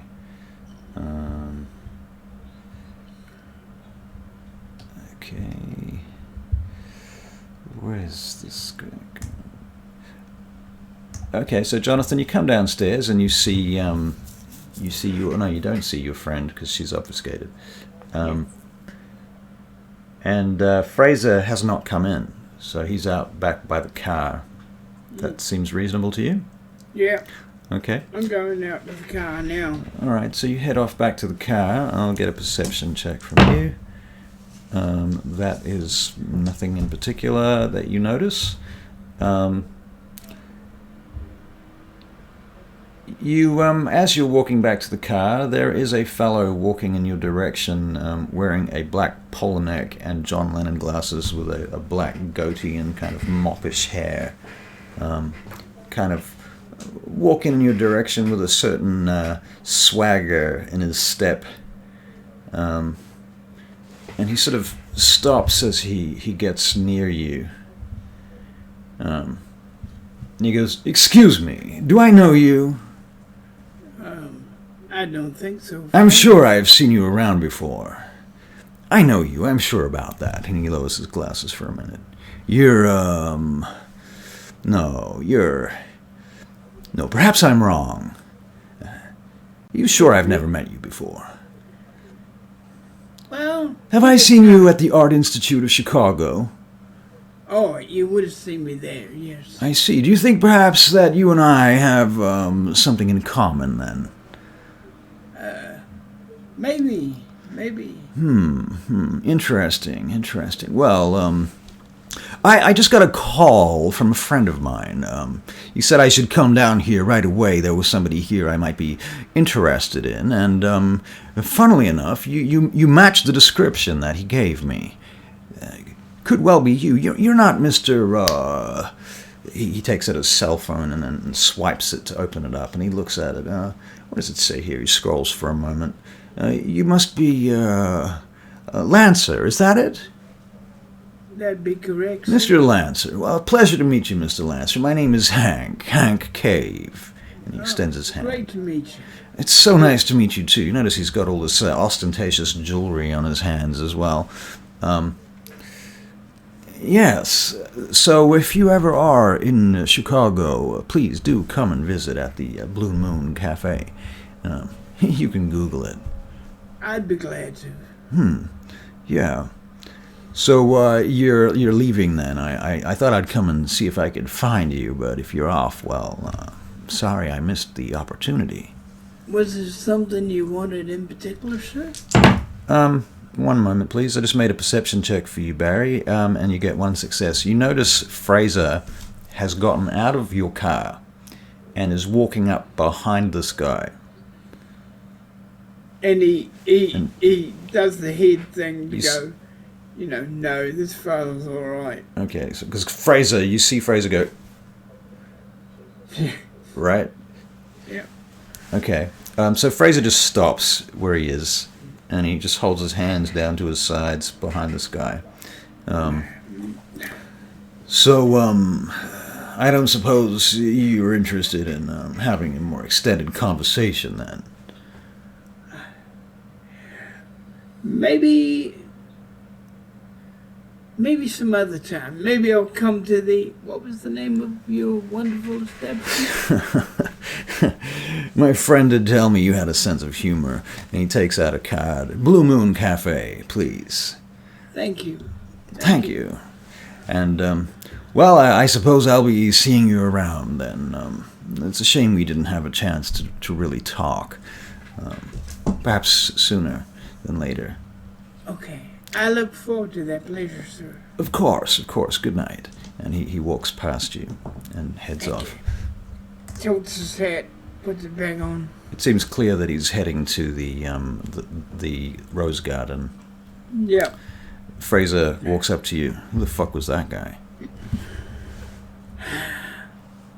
I don't know, but he might be someone important. I'm just gonna fucking put him down if he tried anything. Doesn't look like a man who tries anything. Where's our friend Newbie? Is she coming? I don't know where Newbie Is is. she gonna find her own way home? Oh no, we don't leave Newbie behind. Do you want to give her a call? You want me to give her a call? You call her. She likes you better. I don't think that's true, sir. He takes out his phone and glances around, and you keep an eye out while I do this. He swipes. I don't trust this place, not one fucking bit. And he makes a phone call. Newbie, your phone rings. Right. Well, it won't be ringing. It will be vibrating. Mm-hmm. And I will check it. All right. Notice it's the people I'm kind of keeping an eye on. And I will close my laptop, put it back in my bag, and walk over to them. Okay, because they're outside now. Oh, okay. Yeah. Well, if they have gone outside, I probably would have taken that as a it's time to go situation. Hint to leave? Okay. Yeah. Okay, so you're probably I would on be the on my street. way out. Okay. All right, so you step outside, and that's when your phone buzzes at that point, then. Sweet. I won't... I can see them calling me, so I will just sort of tap one on the shoulder. Which one? I will tap Jonathan on the shoulder. She's here. Nobody, that better be you. I just tap him again and then walk towards the car. Okay. Okay. And then the door opens. And an invisible being hops in. Well, technically, you're Oh, I have to obfuscated. So they don't notice you open the door and get in. Okay, well, in that case, when I go over, hop in, Mm-hmm. I will unobfuscate and then send them a message or wave to them. I know the glass is tinted, so it might be hard to see. I will just text them. Okay. It's fine. All right. And it will be like kind of cutesy, like in the car, and then a whole bunch of like cat emojis. Cat emojis. Okay. Yeah. Cool. I hate when she does that. Fraser looks over his shoulder as he starts the car up. He goes, "Are you inside?" What, me? Fucking hell, I hate it when you do that shit. God damn it. You scare the fucking bejesus out of me. All right, where are we going, sir? Whoa, before you go, Yeah. what have you told them about me? Fuck That guy all. No, you shouldn't. Fuck all. They don't know you're an Nosferatu. They don't know your name. They don't know anything about you. Well, that's great, but the fact that they do know that there's someone out there. If you ever, if you're like talking If about, I lie to, if they can see my aura and I lie to them, they'll know it. you can maybe not lie to them, but just don't say that I'm your friend. Okay. I'm trying to remain completely off the radar. You understand that, right? Nobody, not even you, can be completely off the radar. If you want to lay off the radar, you probably shouldn't be hanging out with us. Precisely. I'm using you, Yeah. Okay. Yeah, we and can you're see using that. me. Right. Well, can you just try and use a little bit of lube sometimes? Next time, don't put a bug in my pocket without telling me. It was better that I didn't tell you. I'm in his terrain. But That You can get me also- shot. not knowing that you were bugged in the first place is better than knowing. Because How then did you- you can feign ignorance. How do you know he wouldn't shoot me anyway? I don't. Precisely. He seemed like an alright gentleman. How do you know? You didn't even meet him. Well, that bug you have on you? A voice doesn't tell you anything. No.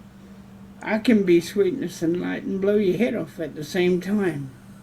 Are we going now? Okay, yeah, we can go. And where are we going? Home or what? Where we going? Home or what? Well, I thought you had a plan. You're the man with the plan. I've seen one of the plans. let's go home. All right, let's go. Okay, so you start heading home, and Fraser starts driving through the back streets of Gary on the way to the freeway. Okay, and you get to the freeway. Oops, more Foley effects in the background. You get to the freeway and you head across the bridge and heading back to Chicago along the highway.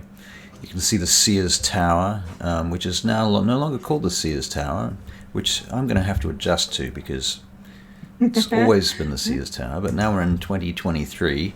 I have to remember what the fuck they called it now. What is it called? Sears Tower. I'm just going to Google that shit. This is a game about, hacking. Watch me. Oh, the Willis Tower. There we go. The Willis Tower. Okay. Cool. So you see the city up ahead as you're approaching. We are going to make new perception checks. Perception. All right. Barry, you get 2 10s on this perception check. I am literally back on my phone. Mm-hmm. Yeah, or no, I'll be on my phone. I'll be on my phone. Yeah. You're on your phone? Okay. Yeah. Cool. Well, you can think about what you're doing on your phone. Barry, while you're sitting in the car, driving along, cruising along the highway, you notice this object about 20 feet out from your window. You're going across a bridge right now. It's quite a long bridge that crosses one of the wide rivers that come into this estuary. And a lot of cars around you, but you see this object flying off to the side of the bridge, roundabouts eye level with where you're at. It seems to be quite a dark object, and you're not quite sure what it is.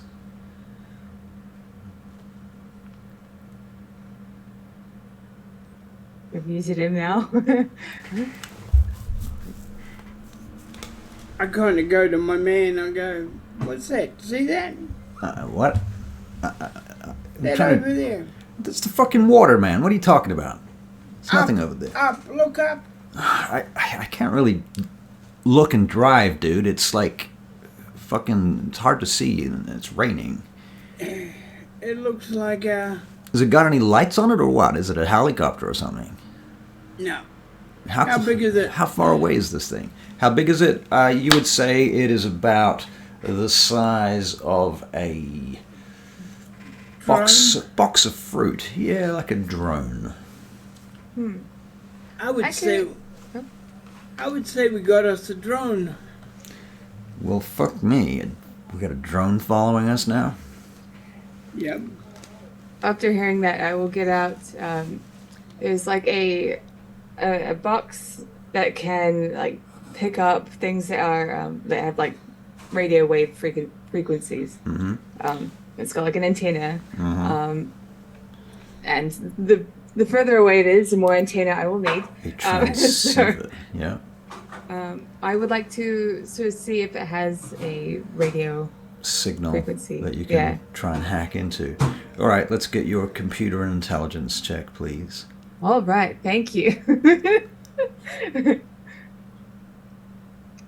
Yeah, you guys know.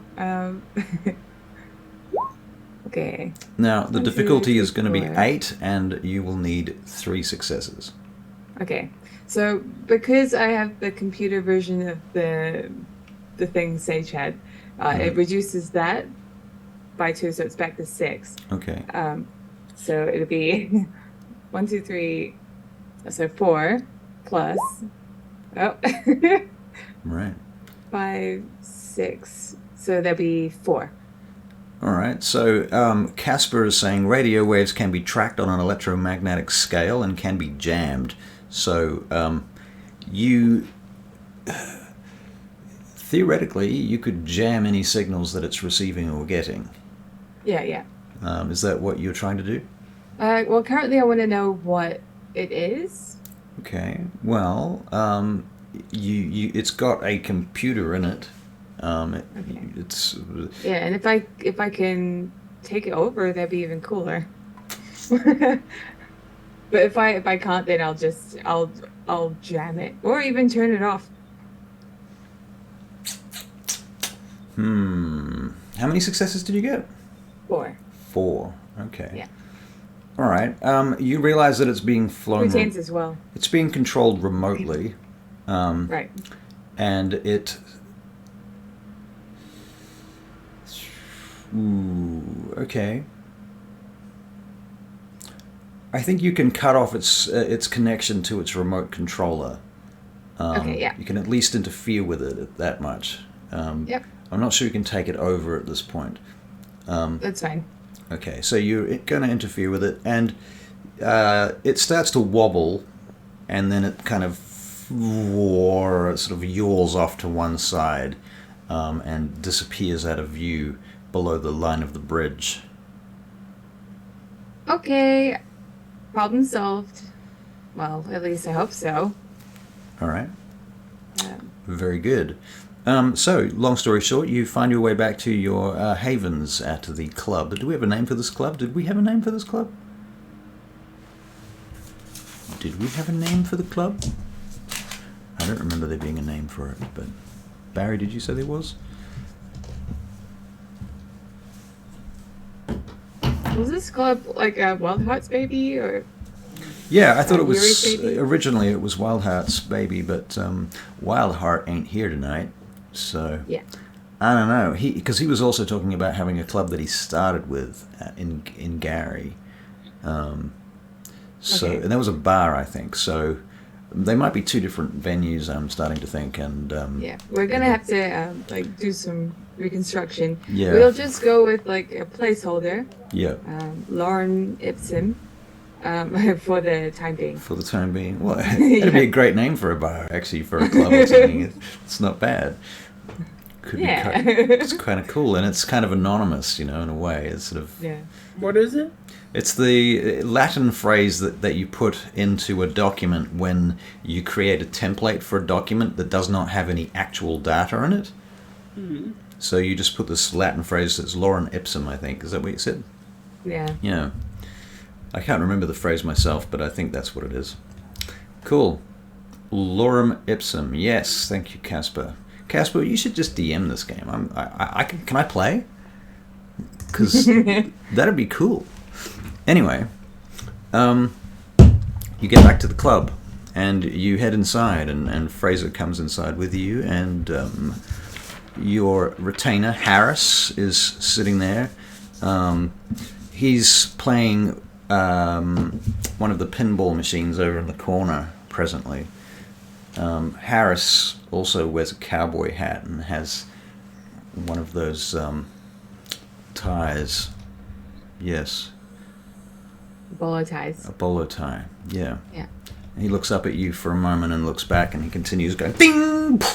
It makes a whole bunch of noise as you're coming in. He's apparently winning. And he looks back over his shoulder. How did that all go, sir? Any luck? I heard you out on business. Yeah. I went to see the opposition. The opposition? Mm-hmm. I didn't know we had any opposition. Thought we cleared them all out years ago. They got some good ideas. Oh, yeah? Like what? Anything we can implement straight away? Maybe. God damn this thing! He slams the side of it. Sadly, Texas has to go. He turns around. What? What'd you say? Texas has to go. Texas has to go? What the fuck do you mean by that? He takes out a packet of cigarettes. We have to change the bar. Marlboros. Takes out his Marlboro and puts it in his mouth. We gotta change the bar? What do you mean we're gonna change the bar? What are we gonna change the bar to? Punk. Punk? You out of your fucking mind. We're not having punk in this damn place. What are you fucking talking about? We gotta be different. We're not up to date. Punk ain't up to date neither. What are you talking about? Well, I have it on good authority that punk might just work. Punk. Yeah. So we're all gonna, like, go back to the fucking 70s now and spike our hair and paint it all kinds of colors and shit? No, not You're gonna you. need tighter pants. He turns around to where you voiced your opinion from. Well, What? fuck, I didn't see you there. How are you doing? Rude. Excuse fine. me. Excuse me. As normal. Good. Yeah? Right. Mm-hmm. Yeah. You're in charge. Tell them what you need and do it. Oh, no. Oh, yes. Goodbye. No. Bye. I think you and Yuri should have a chat. I know nothing about punk. Fraser turns to you. What the fuck are you guys talking about? He's going to change the bar Well, to make it match the rest of the area. you mean the world? Yeah. I know Okay. nothing about punk. You know more about punk. You hear that? You're a punk. I Fucking didn't say punk. she was a punk. Basically, you just called her a little fucking punk, didn't you? Isn't that what you said in the car? I didn't call her a punk. You were there. I didn't call you a punk. Now, listen, both of you. Give them some idea of who to go to at least, and get them to work on this bar. So, what are you talking about? We need to get a designer or something in here? I think so. Someone who knows about cyberpunk, you said? I just think that you need to have a chat to Yuri. Cyberpunk. Fuck, is that what you're talking about? I chat to who? Yuri. Yuri, out of game, that's Jesse's character. Well, he's not here. Well, yeah. Yeah, I haven't seen him for Wait till like... he's around. Out of game, why don't we say that he's been missing for like a week or something? He's doing his own thing. Said he wanted to do his own thing. He's coming back. Yep. All right, I'll wait until he comes back. Then. Yeah. Yeah. Wait. I don't know. You try and please some people in this world. It's like trying to please a stampeding bull. Yeah, man. Oh man. Anyway, I'm going to work on the information I just took from that place. Sorry, the Rose Garden. Now, as you're doing that, the door opens. And you see a fellow wearing a suit. It's a grey suit. He's quite tall. He has a fedora on his head, which he takes off as he steps into the room. Welcome. Okay. And he takes the fedora off and he walks in. And just a second, I'm just going to put my hair back for this NPC because I feel more comfortable that way.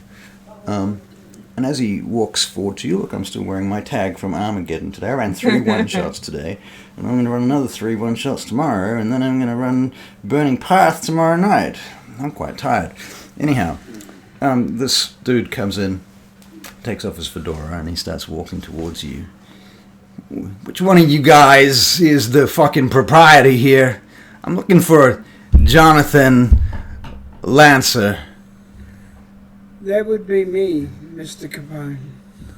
You, Mr. Lancer. That's right. I remember you. I've seen you at Elysium once or twice in the past. You got a call. Said you've been in Gary scoping competition. Is that a kind of accurate description of what you've been doing? That's a very accurate description of what I've been doing. When I get a chance, I'm going to disappear. Okay, so you obfuscate momentarily. When I get a chance, I can't do it in front of him. Mm-hmm. But yeah. He continues getting closer to you. He walks sort of right up to you now, and so this is your place, huh? Yep, I believe you already know that, Mr. Capone, sir. Well, I like it. I like the style you got here. It's kind of old school. You don't get this around here anymore. It's I miss it. It's never been my thing, but nostalgia. It has a kind of nostalgia about it that it's not too bad. You play pool here. You got tables and shit somewhere, I assume. Yes, sir. Just around the corner there. Kind of looks around the corner and I see. Well, listen, Prince, my sire, he's a little concerned about you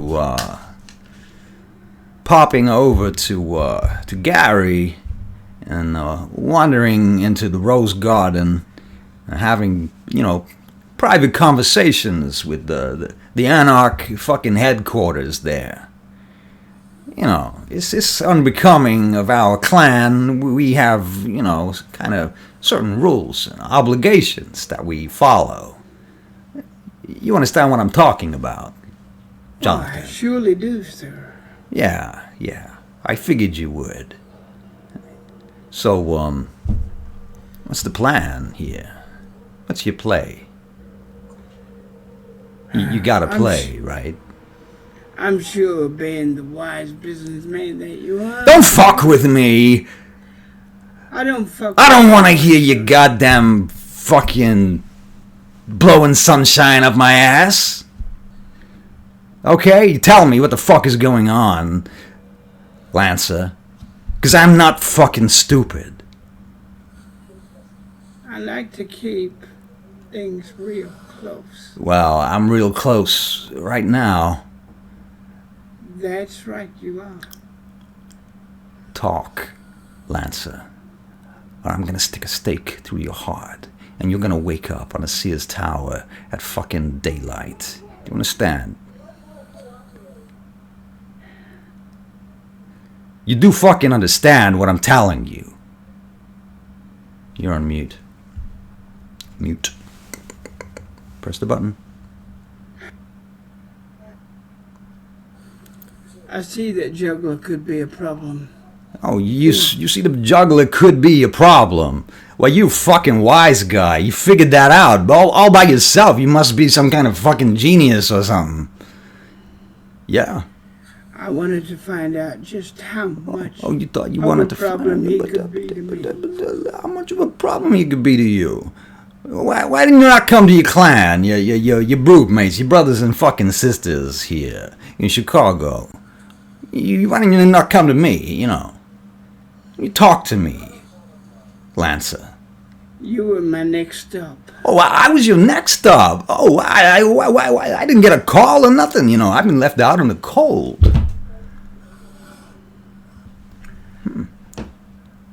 I'm sorry. I'm You're just sorry. checking out the competition. You're checking out the competition. So, because it looks to me, Mr. Lancer, like you're changing sides, or you're sleeping with the goddamn enemy right now. And the prince, my sire, he don't like that. He don't like that at all.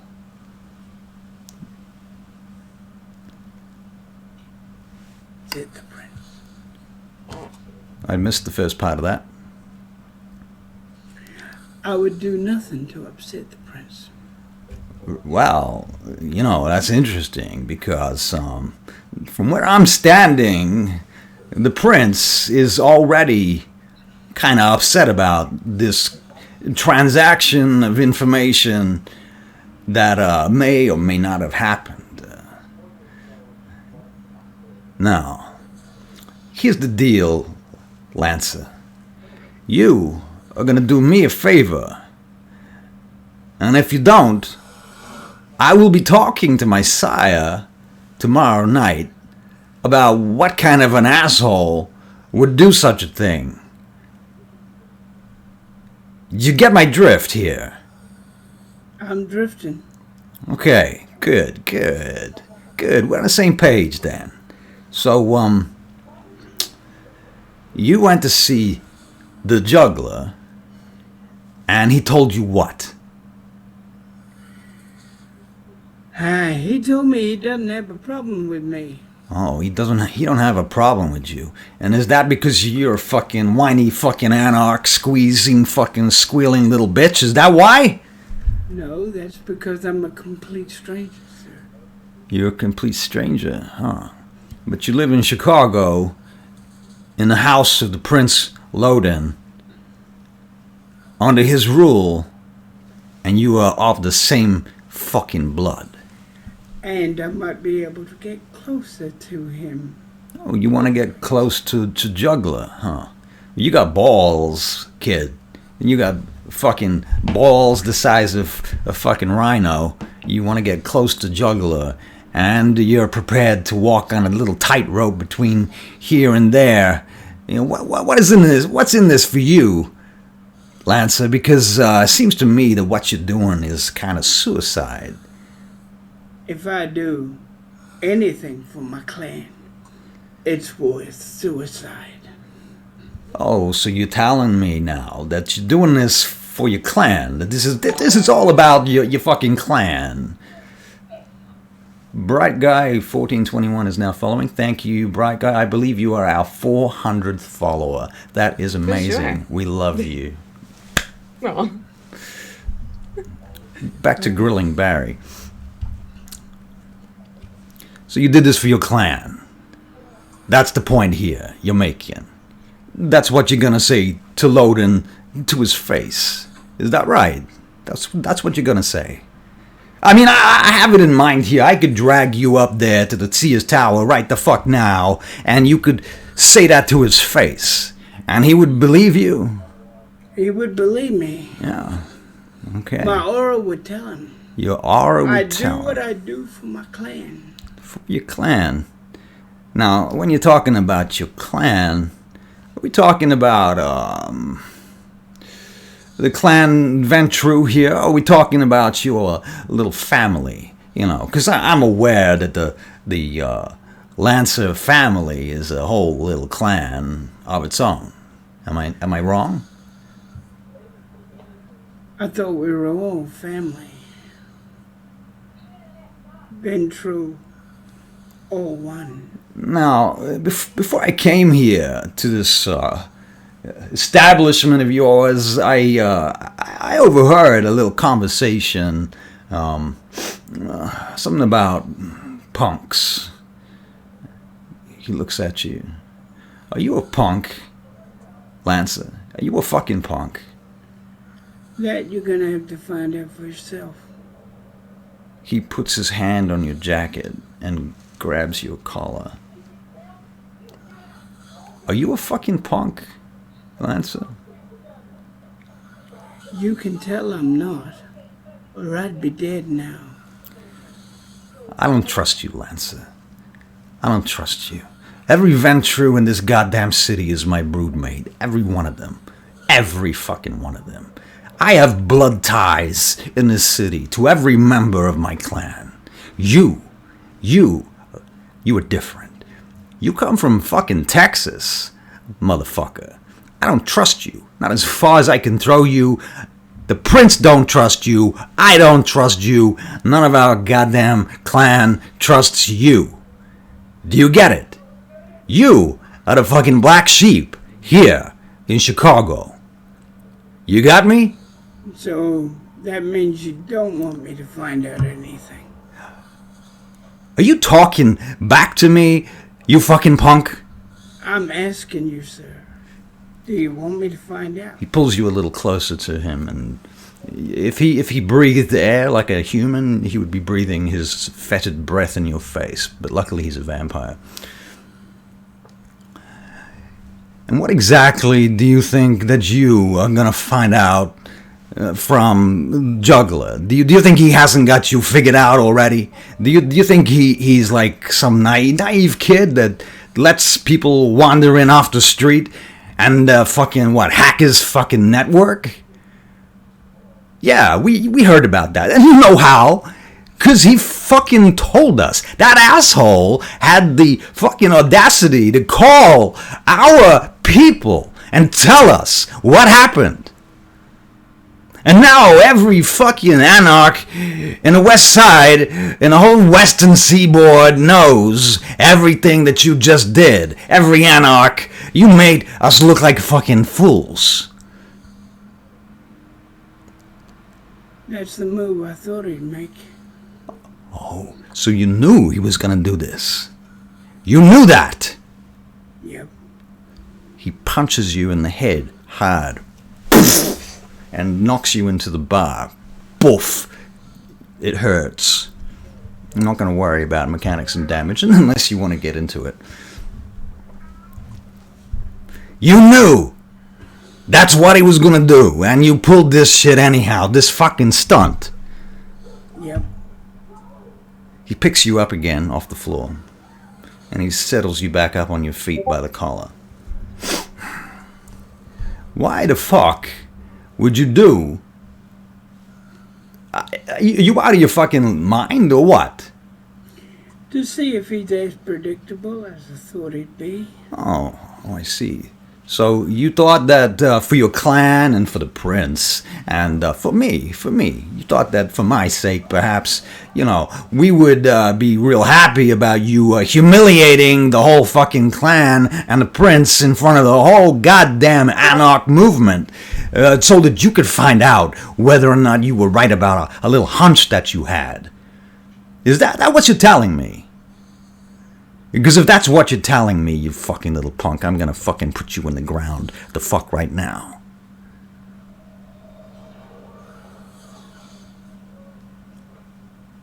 I had a plan. You had a plan. To help our clan. To help our clan. And your plan, by the sounds of it, what you're telling me, went exactly as you planned it. But I'm guessing, maybe I'm wrong, I'm just guessing here, but it seems to me you weren't expecting this little bit of backwash. You probably weren't expecting me here, huh? You didn't think I was going to come in here and start, talking to you about your little Actually, Russell, I was expecting him there. Okay, cool. But in game, what do you say? Like I said, I was going to tell you. So, perhaps then maybe things happened in the wrong order. It was just a little mistake then, huh?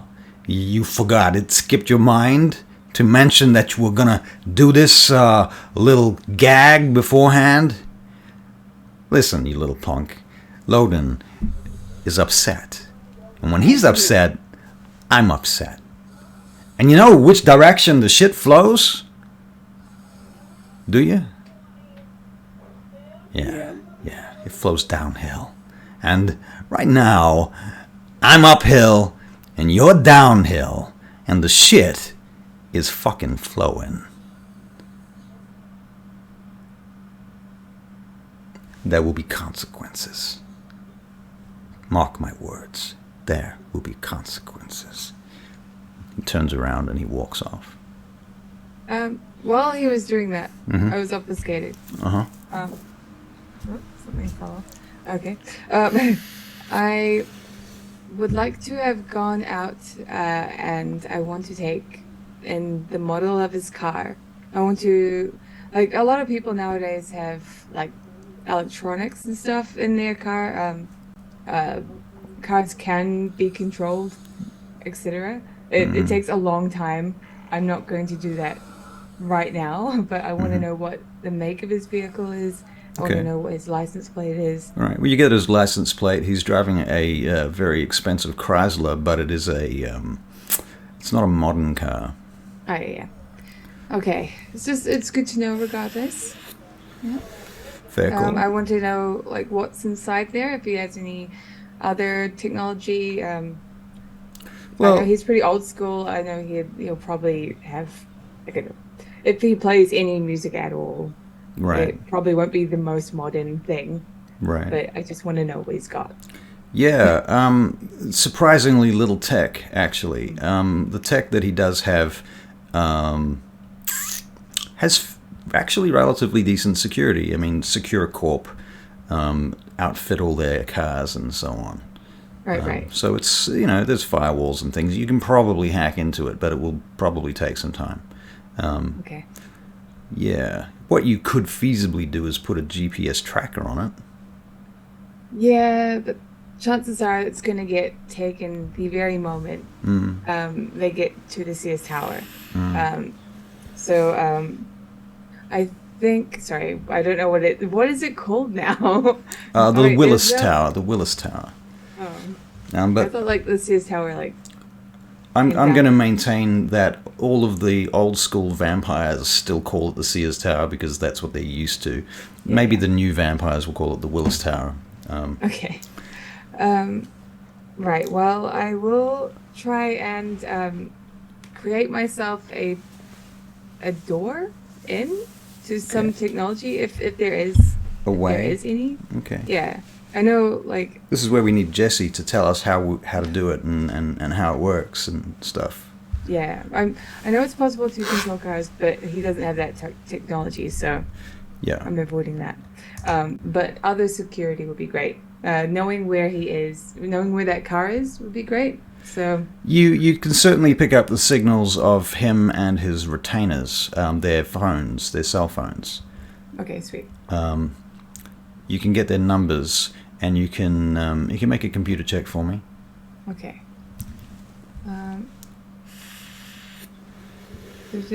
Sorry, one sec. Oh, what a mission! Having to do this for myself. Okay. 1, 2, 3, 4, 5, 6, 7, 8. Wow. 8 successes. Fucking hell. Okay. I built her specifically for this purpose. All right. You get into the social media accounts of one of the retainers. And from there, you're able to ascertain his, including his Google account, which gives you a record of his movements, his GPS movements. Oh, right, yeah. Over the last couple of weeks. So you can see, if you want to, where he's been and the reviews, his Yelp reviews of restaurants and stuff like that, that he goes to. You get into his email, and you see that he's made a number of parking violations, and that they've gone away. Oh wow! You get into his what a surprise! You get into his contacts list. Yeah. And there's a whole bunch of contacts in there. Most of them seem fairly mundane, along with a bunch of companies and individuals of, business-type individuals. But there's a couple of unnamed numbers in the phone, too. Okay. 3 of them. Ooh, okay. Very cool. If I'm going to keep tabs on it for a while. It will be what I do with some of my spare time, aside from playing video games and reading manga. Right. Incidentally, Barry Casper, the Stalker, says no plan ever survives first combat. So, that's true. Yep. So after that, I am just going to disappear into the shadows. Disappear into the shadows. Just going to try and keep an eye on Al Capone from at a distance. The distance, okay, fair enough. Yeah. All right, cool. So what would be a part of that? After Capone leaves, Jonathan, what do you do? I get in contact with my family. Okay. And I say to my father, they did all the moves we thought they'd do. Where do we go from here? Okay. So that's an email? Yeah. Okay, very well. You don't get any immediate response. And he heals up, sits down and smiles. Cheeky fucker. All right. Cool. All right. So, where do you go, Mercy, newbie? Newbie, what do you do after that? I will find a place to come back unobfuscate and just check on Jonathan. Okay. That even from outside, I probably would be able to hear Capone yelling at him. Okay. Fair enough. Okay. Yeah. All right. Well, a couple of hours go past. Does anyone want anything in particular they would like to do in those couple of hours? I think I would probably just quietly go home and set up some surveillance on him, on the guy, on the phone. On the phone, okay. On Yeah. that particular ghoul. Okay, his Yeah. name is Harris Thorne. Harris Thorne. Yeah. Are you keeping notes? This is recorded. Okay. That's my notes. That's your notes? Okay. Well, Yeah. Harris Thorne. Okay. Yep. And Harris Thorne, he seems to be driving around the city, visiting a few places. Some of them seem to be a bit weird in industrial zones and such. Eventually, he goes back to Chicago Heights and parks there, and his phone seems to stay at that location for a while. He makes a number of phone calls from there. Do you want to make another computer check? Sure. Computer. I'm looking forward to trying to figure out how to use this dice roller.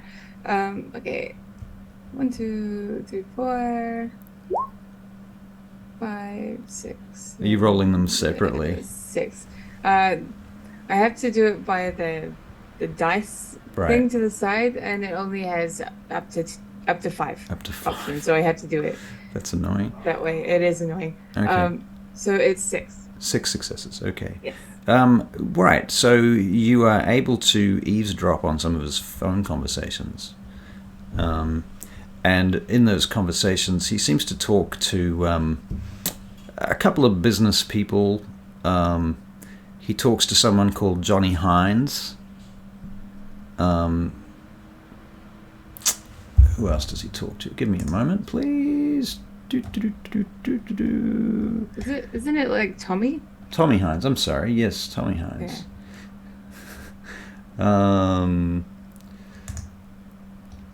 He talks to someone. He makes several calls to Secure Corp, and they discuss. Actually, he receives several calls from Secure Corp, whereupon he answers questions basically about what to do about this minor issue and that minor issue, and there's a break-in at the X facility and blah, blah, blah, and, you know, he's dealing with relatively low-level stuff most of the time.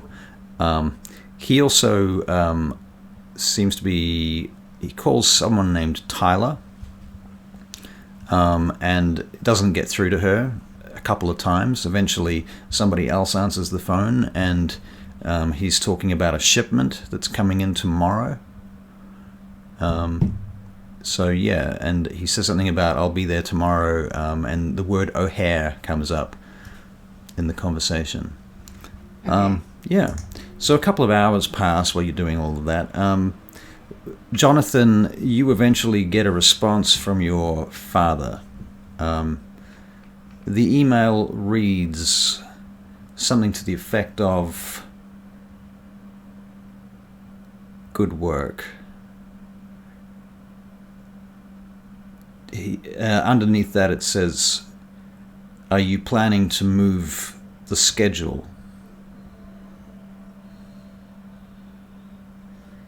Not yet. Too soon. Very well. You don't get any response after that. Are you still in the bar?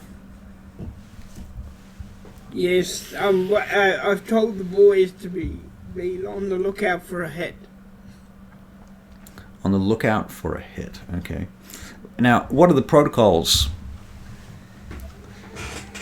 If they get hit, Well, I mean, what are they expecting, and if they do get hit, what are they looking for? well, it'll probably be a drive-by.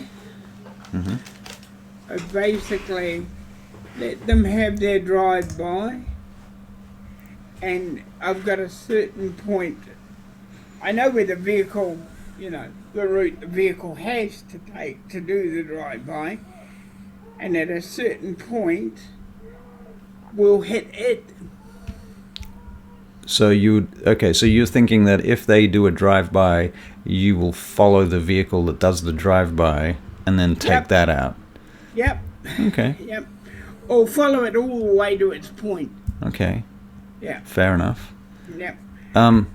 Okay. So right now, one of your low-level bouncers is hanging outside the front. Is that reasonable?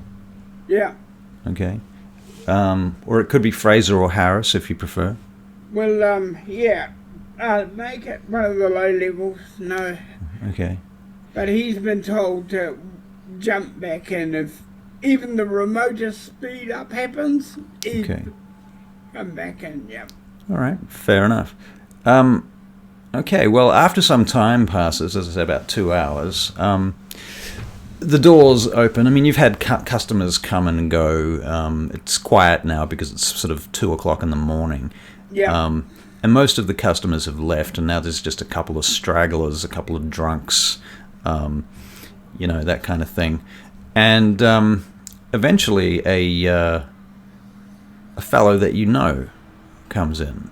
A young man, kind of babyish looking face, wearing a leather jacket, biker boots, and takes off his gloves as he comes in. He comes wandering across to you, and he's like, hey, Jonathan, how you doing, man? It's been so long. I haven't seen you for fucking ages, man. What have you been up to? I've been running this place. How you been? I don't know, man. I heard a fucking weird rumor tonight. You would not believe the shit I heard tonight. Like, we heard that you went to Gary and talked to Juggler. What the fuck? Did that really happen, man? That really happened. Really? Like, you fucking walked in there? Dude, what happened? Why'd you do that? Well, I just wanted to see the competition. You wanted to see the competition, so you went in there and just fucking checked them out, man. That's cool. Dude, wow, you must have the biggest fucking balls. I mean, even Tyrus doesn't just walk in there and fucking check them out, man.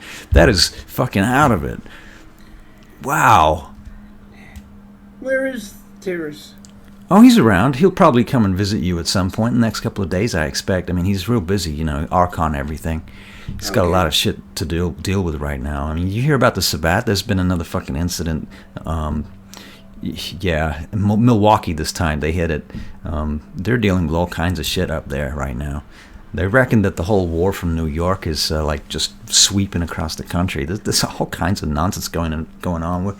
We have a hell of a fucking time trying to just shut down the media, keeping a wrap on all this shit. I mean, the Masquerade and breaches, and oh my god, you have no idea the shit we have to deal with, man. It's out of your fucking... Dude, but yeah, you just went into Juggler's fucking office, man. I mean, wow. Man, don't forget, if you need some help, we're right here. Yeah, well, look, no offense to you right now, but Tyrus asked me to tell you that he just kind of wants to distance himself a little bit right now, because things are a little bit hot right now with Loden and shit, and, look, there's like rumors flying that you turned Anarch right now, and we don't want to get too involved with that kind of shit, I mean, you and I both know that Anarch, Camarilla, blah, blah, blah. I mean, look, we all know that the real problem is not none of that shit. It's the fucking Sabbat, man. They're the fucking issue here. I mean, we all understand that those fucking psychos, I mean, they're just bad news, right? I mean, the shit they get up to, I mean, you've seen it, right? You've seen it with your own eyes, right? I mean, you have, right? You got it, brother. You got it. Right. So, that's the thing. So... Tyrus, he's a little bit kind of on edge, and he doesn't want to just come on down here. I mean, he sent me down here, honestly, just to have a little chat with you about stuff. And, I mean, look, you probably, just for now, just keep it on the lowdown. I wouldn't go back to Gary right now. The people on the lookout and shit, and the prince is pissed. He's real pissed. I mean, what you did, I think it's fucking hilarious. But apparently, Elysium right now is a buzz. That's the word I was told. A buzz. What the fuck does that mean? Like fucking drones flying around and shit? Like fucking hornets' nests or something? I don't know. Anyway, yeah. What the hell?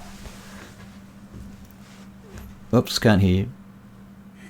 Tell him I'll be a good little boy. Okay, all right. I know. I mean, I know you're looking out for yourself. You're looking out for us. You know everything. But yeah, look, just be careful, okay? Because whatever you're thinking, I know you got a plan, man. Because you're the man with the plan. But whatever your plan is, just be real careful. Because people think you're up to something, and I don't know if that's part of your plan or not. But if it is, then it's working. You know. Okay. Yeah. So, by the way, Sledge sends his regards as well. He hasn't seen you for a while. He is quite keen to he wants to check out Fraser's new bike. Have you seen it yet? I heard he's got a new electric bike. Is it cool? Yeah, man, can it go? I mean, I don't really like electric bikes, but, fucking, what happens when you're in the middle of goddamn Mexico fighting the fucking Zamitzi, some shit's going down, and your fucking bike runs out of fucking gas? Power? What? You're not just gonna plug it in somewhere? I mean, that's fucking nonsense, right? I mean, what the hell? I mean, maybe it's okay for delivering the groceries and shit, and maybe you're taking a pizza to the Nan's house or something, but when it comes down to it, when you need something reliable, I just don't think that electric has got what it takes, you know? You're like me, right? You get it. I get it. Yeah. I get it. Oh, by the way, I got this sweet new fucking piece. You want to see it? Yeah. It takes out this, it's a, what is it called? It's a Python. It's a massive fucking gun with a huge barrel, and he puts it on the table. He spins it around on the counter in front of you. It's all chrome and shiny. Nice. What do you think of that? Colt Python. Thank you, Caleb. Very nice. Yeah. Is it alright if I could return? You want to come back? Yeah. What's your motivation? I've done my job, done my work, Done your work. Okay. or at least trying to. I will return, and I will have another half-drunk energy drink in my hand. Okay. All right. Yeah. All right. You've never met Jackie, have you? I doubt it. Right. Okay. Very good. Okay. So you come in through a side door into the bar. Okay. He kind of looks over at you for a moment. I mean, are you obfuscated or are you just gas masked? I'm just gas masked. Okay. He's like, "Whoa, dude, you've got some fucking kinky taste, man. I like it. This is yours? Nice." I just stay still, like a person that's just. You could say. She knows she's not obfuscated, but it's just alarming that a person's talking to her. Right. Well, he's talking about you in front of you. Yeah. So, okay, well... Awkwardly goes to the bar. So you like it, huh? The Python? Yeah, it's cool. $300, and it's yours. $300. Yeah. Look, he opens up the chamber. He goes, "You see these? Every one of these is an incendiary round. This thing can handle the heat, man. I mean, the last thing you want to be is in the middle of a fucking firefight and your fucking incendiary rounds are melting your goddamn barrel, right? I mean, what the fuck? What do you do then? You're fucked. And that's why everybody I know puts one incendiary round in there for like every two normal kind of ammunition, you know what I'm saying? Because they need to keep the barrel kind of cool, but this thing will fire 6, count them, 6, 1, 2, 3, 4, 5, 6, pop, pop, pop, pop, pop, pop, incendiary all the way, man. You will blow that motherfucker's head off. They will catch on fire. You will put them down. And it ain't gonna jam because it's a fucking revolver, right? And if you're fast, like this, and he looks over his shoulder and he kind of turns away, so he's got his back to the Nosferatu. He's like, he spins the barrel, and then he literally using celerity, he reloads the entire chamber with one hand. You see that, motherfucker? If you can pull that shit, he spins it in his hand, he puts it back on the table, and he slides it towards you. $300. You gotta teach me that someday. Yeah, if I had time, man, I would love to hang out and teach you every fucking thing I know. Yeah, but time's an issue. So, what do you say? Got a holster? Yeah, I've got a holster. What do you fucking hell? Do I have a holster? He takes the holster off his belt. he says, "Wait there." All right. So while he's waiting for you to go and whatever it is you're about to do, he turns and looks at Newbie. So you're the new supply, huh? What? Oh, wait. What do you mean by supply? I pretend to take a drink. Through the gas mask. Yeah. Do you just spill it on your face or what? You just pour it down your face. Okay. Okay. What the fuck are you doing? As I'm going down and I hear echoes of what they're talking about, I yell out, "I didn't tell him anything!"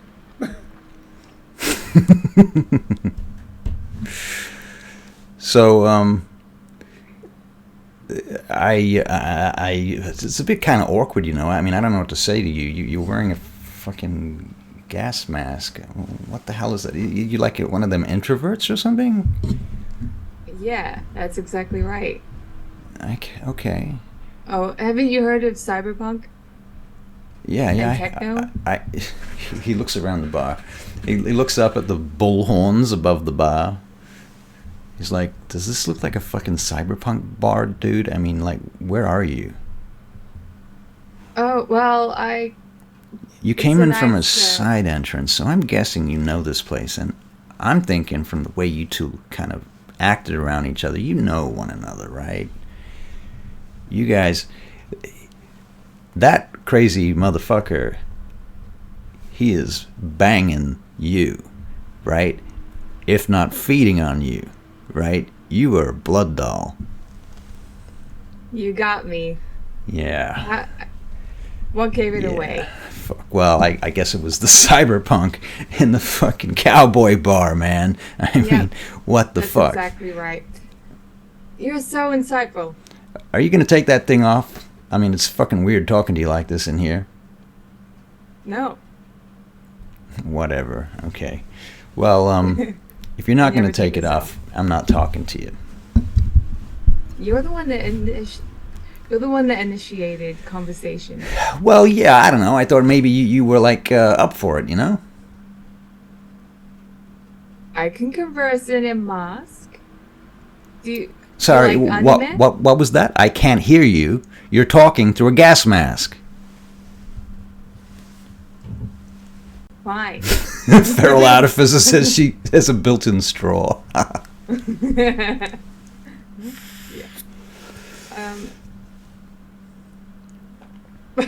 Well, I think that sort of ended the conversation. She swivels. She turns away. All right. Fair enough. Do you stay there, though, or...?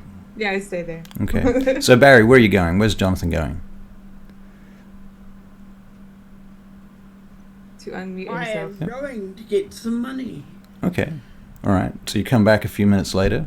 Yep. All right. Very good. Dude, she's weird.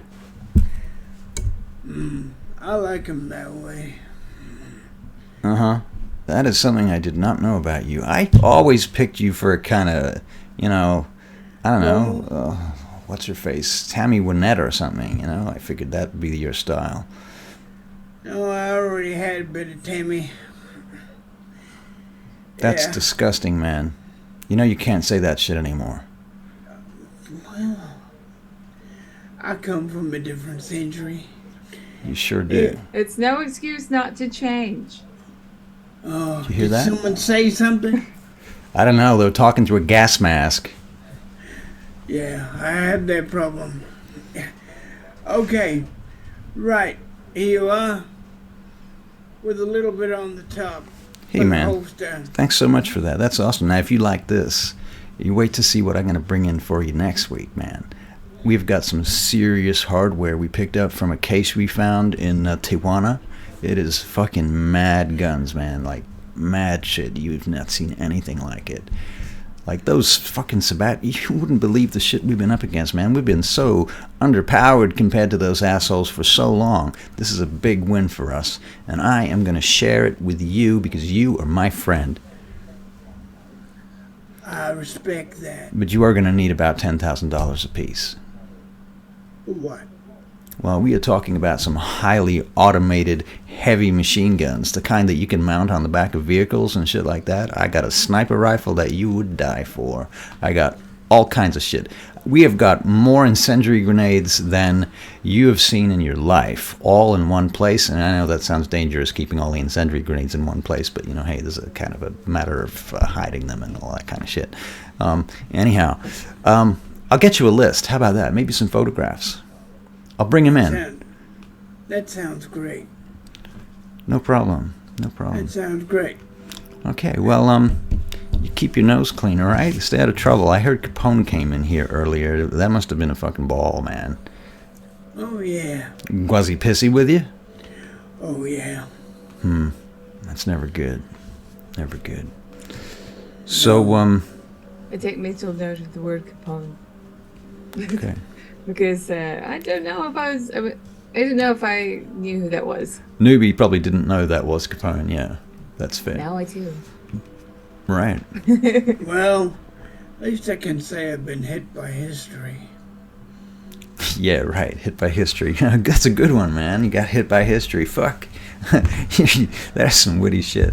Okay, I'll see you guys around, okay? And don't break this one too soon. She's kind of interesting. And he wanders off towards the door. Who is that? You hear that? I can't break you too soon. Okay. All right. She That was wouldn't Randy. underneath him. That wasn't Randy. That was Jackie. That was Jackie. Jackie. He's one of the wolf pack. All right. I take mental note. Mental note. The Wolf Yep. Pack. Yep. The Okay. wolf pack. Yep. I made another folder in my mind palace. In your mind files. Okay. Very nice. Right. Well. So what's the plan here? Well, That guy that came in, like, what did he want? he wanted to show a little bit of muscle, punch me around. He might hit the place. I don't know if he will. But so far, everything's going to plan. Okay. Care to share what that plan is? When So I I'm not find out, when caught I off find guard? out, you'll find out. Okay. Say, Fraser looks confused. I would prefer having all the information.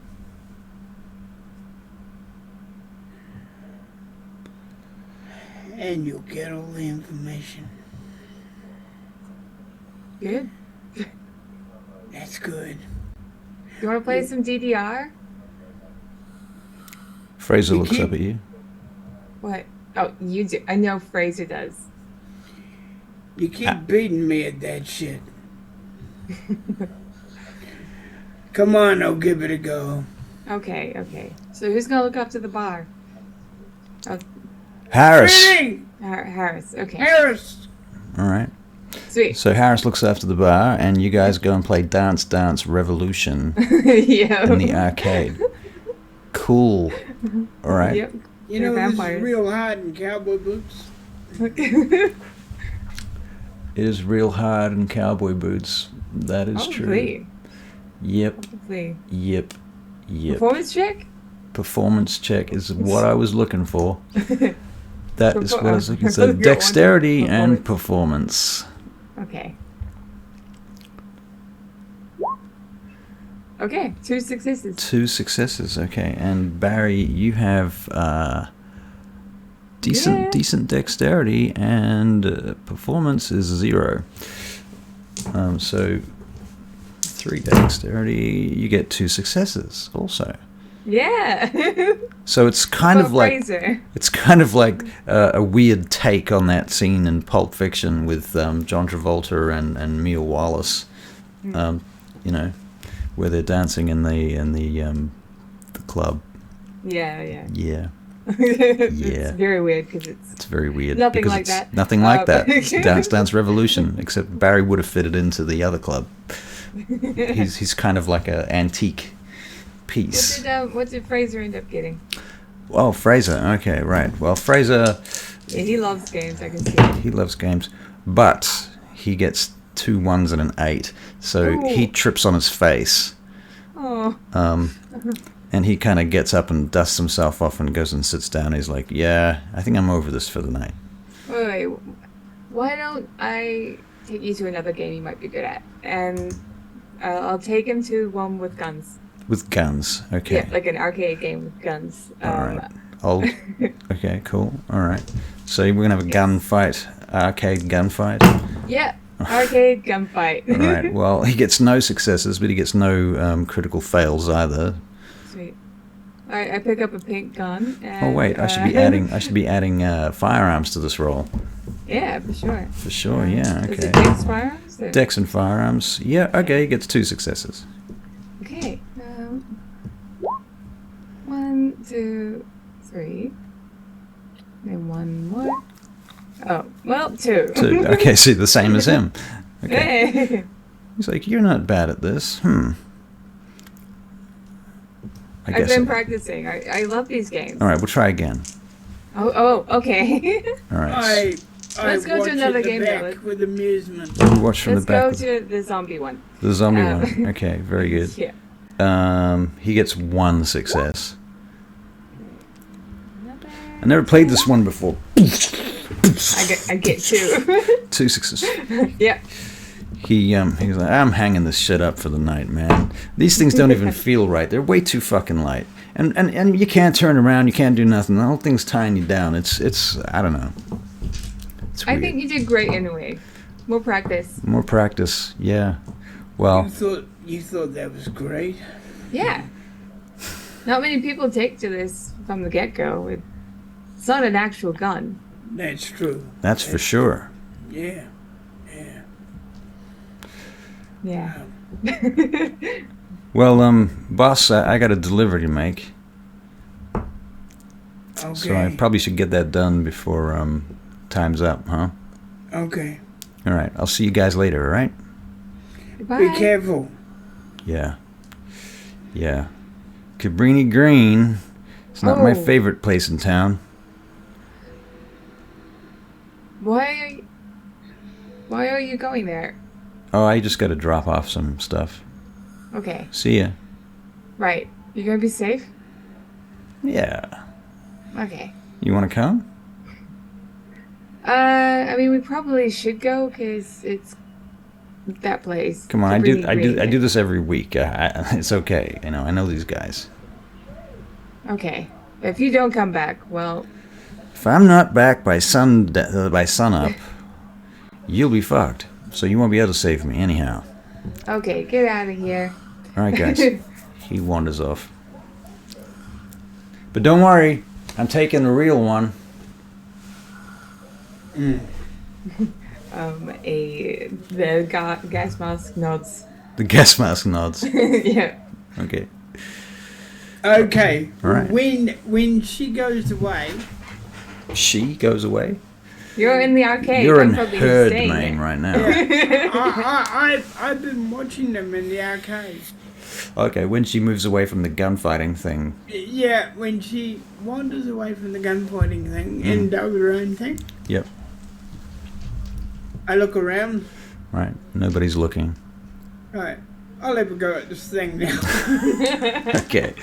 All right. So you have 3 dexterity and 3 firearms. So that's 6 dice. And you get, there's a 1, but there's also 2 9s and 2 8s. So take out one of the 9s and you get a 9 and 2 8s. 3 successes. You did better than she did. And it's your first try. Okay. Look around But again. no one will ever know. You get to level 3. Look around again. All right. Yep.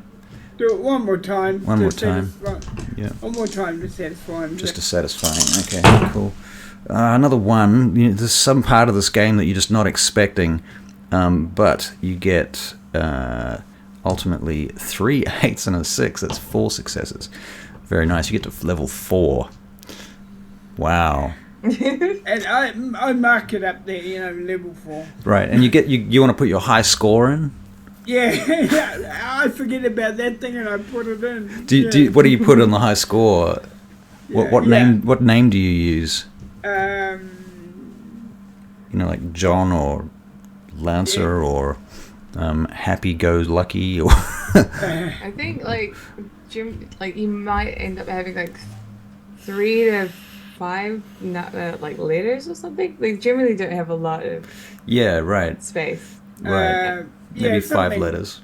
Something that they might pick up as him. Okay, so it's certainly a pseudonym then. All right, cool. Cowboy. Anyone in chat want to suggest a high score name for Mr. Jonathan Lance's old man? Yeah. Hilarious. Okay. Yep, you're killing it. What happened there? 1500 DC set. Finishing up now then. Yeah, we're just about to wrap up. So, Yeah. Cowboy, how about that? Like if you went, if you need 5 letters, You could drop some you of just them. make it. You can make it 6. You could, yeah, Cowboy's fine. Yeah. All right, so Cowboy Yeah. currently has the high score, or one of the top 10 high scores on this machine right now. All right, cool. And you might notice that next time you're playing, newbie. Okay. I normally play for fun. All right. So does anyone have No, anything they would like to do before the end of the evening? Ooh, probably not. I probably have some things I am juggling already. Okay. So maybe some of my intel gathering. All right. I think that what we should do for our end of session is to describe to me and to our lovely viewers where it is that your characters rest. Like, what does that room look like, and what's in it, and what do you keep? What old things do you have or not have? What do you sleep in? Right. You know? Well, for me, I want it to be a place that I can really access Okay. from the arcade. Right. So is it like biometrics to get in there, or like an eye scan or something like that, or? I don't think it'd be an eye scan. Okay. Is it passwords? What is the security system that you use? It's a good question. I know. I don't. Maybe I'll have to think on it. Okay. Because I would want something that I consider to be secure. Okay. And is it underground, or is it on the ground level, or is it on the 3rd floor, or on the roof in a conservatory? Yeah, so the arcade's on the 2nd floor. Uh-huh. I guess it'll have to be on the 2nd floor. Okay. I think I'm keen on just keeping it on the same floor. Okay. Do you sleep in like an old pinball table or something? Probably not inside it. Okay. I want just a little bit more space, so it's going to be kind of like a street I fighter. like the idea of like the staff only area. Like it'll have a kitchen, considering not that I really Kitchen, need bathroom, staff room, lunchroom type deal. Okay. Yeah. I will have it'll be in a messy state. Okay. There'll be a lot of manga just like lying around or in stacks. Right. So comic books and manga and stuff stacked up. Graphic novels, all that. Certain collector's editions, I'm guessing. Yeah, well, it doesn't really matter. It doesn't have to be collectors. It could just be any old thing. Okay. There'll be a lot of computer parts. I'll probably have another computer on the inside. Mm-hmm. I'll have my bed, which will probably just be a shitty old box. Okay. An old locker or something. Yeah. Okay. Yep. There's certainly lockers in the staff room. Yeah. It'll probably just be lied down, and I just sleep in a locker. Okay. Cool. And you lock it from the do you lock it from the inside with a padlock or something? Nah. Nah. Okay. So you just rely on the room's actual security to. Yeah. Okay. Cool. Yeah, she's not that she doesn't really have a lot of money. Anything that she gets is from Jonathan. Right. So I mean, yeah, pretty much. What else? She'll have posters everywhere, like news articles and God, there was something I was gonna say, but I have forgotten. I like the idea that this place is built near a subway station, and every couple of maybe twice an hour, the whole place just kind of shakes. Yeah, I like that too. That's pretty cool. God, what else? Oh yeah. She has a mask collection. Okay. What kind of also like gas masks and what? It's the gas mask that she's wearing currently. She has one where it will have like digital like moving parts on it. Moving parts, like lights, but you're talking about moving parts, like not like actual moving, but what was it? Like it's like a screen. Okay. Like a screen on your face. Okay. Cool. Daft Punk. Okay, cool. Sort of style. Right. And then, she's got other ones that are similar.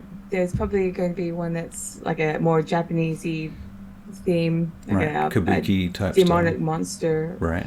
And then,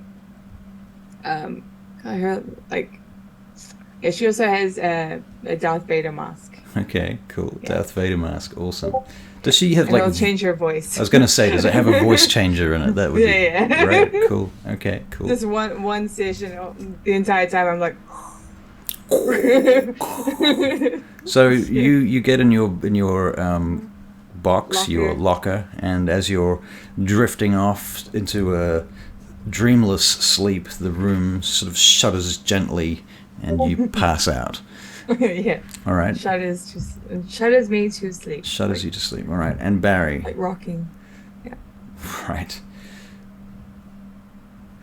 Barry, tell me about your where I space. sleep, I have a bedroom full of miscellaneous crap. Got. This is an underground room? No, the first room is on the top. Okay, on the ground floor. Yeah. Okay. And there's a coffin on the floor. Okay. You open the coffin, and that takes you down to where the actual coffin is. Okay, so you open the coffin and there's stairs or like a ladder or something? Stairs. Okay. Bizarre. Yeah. Okay.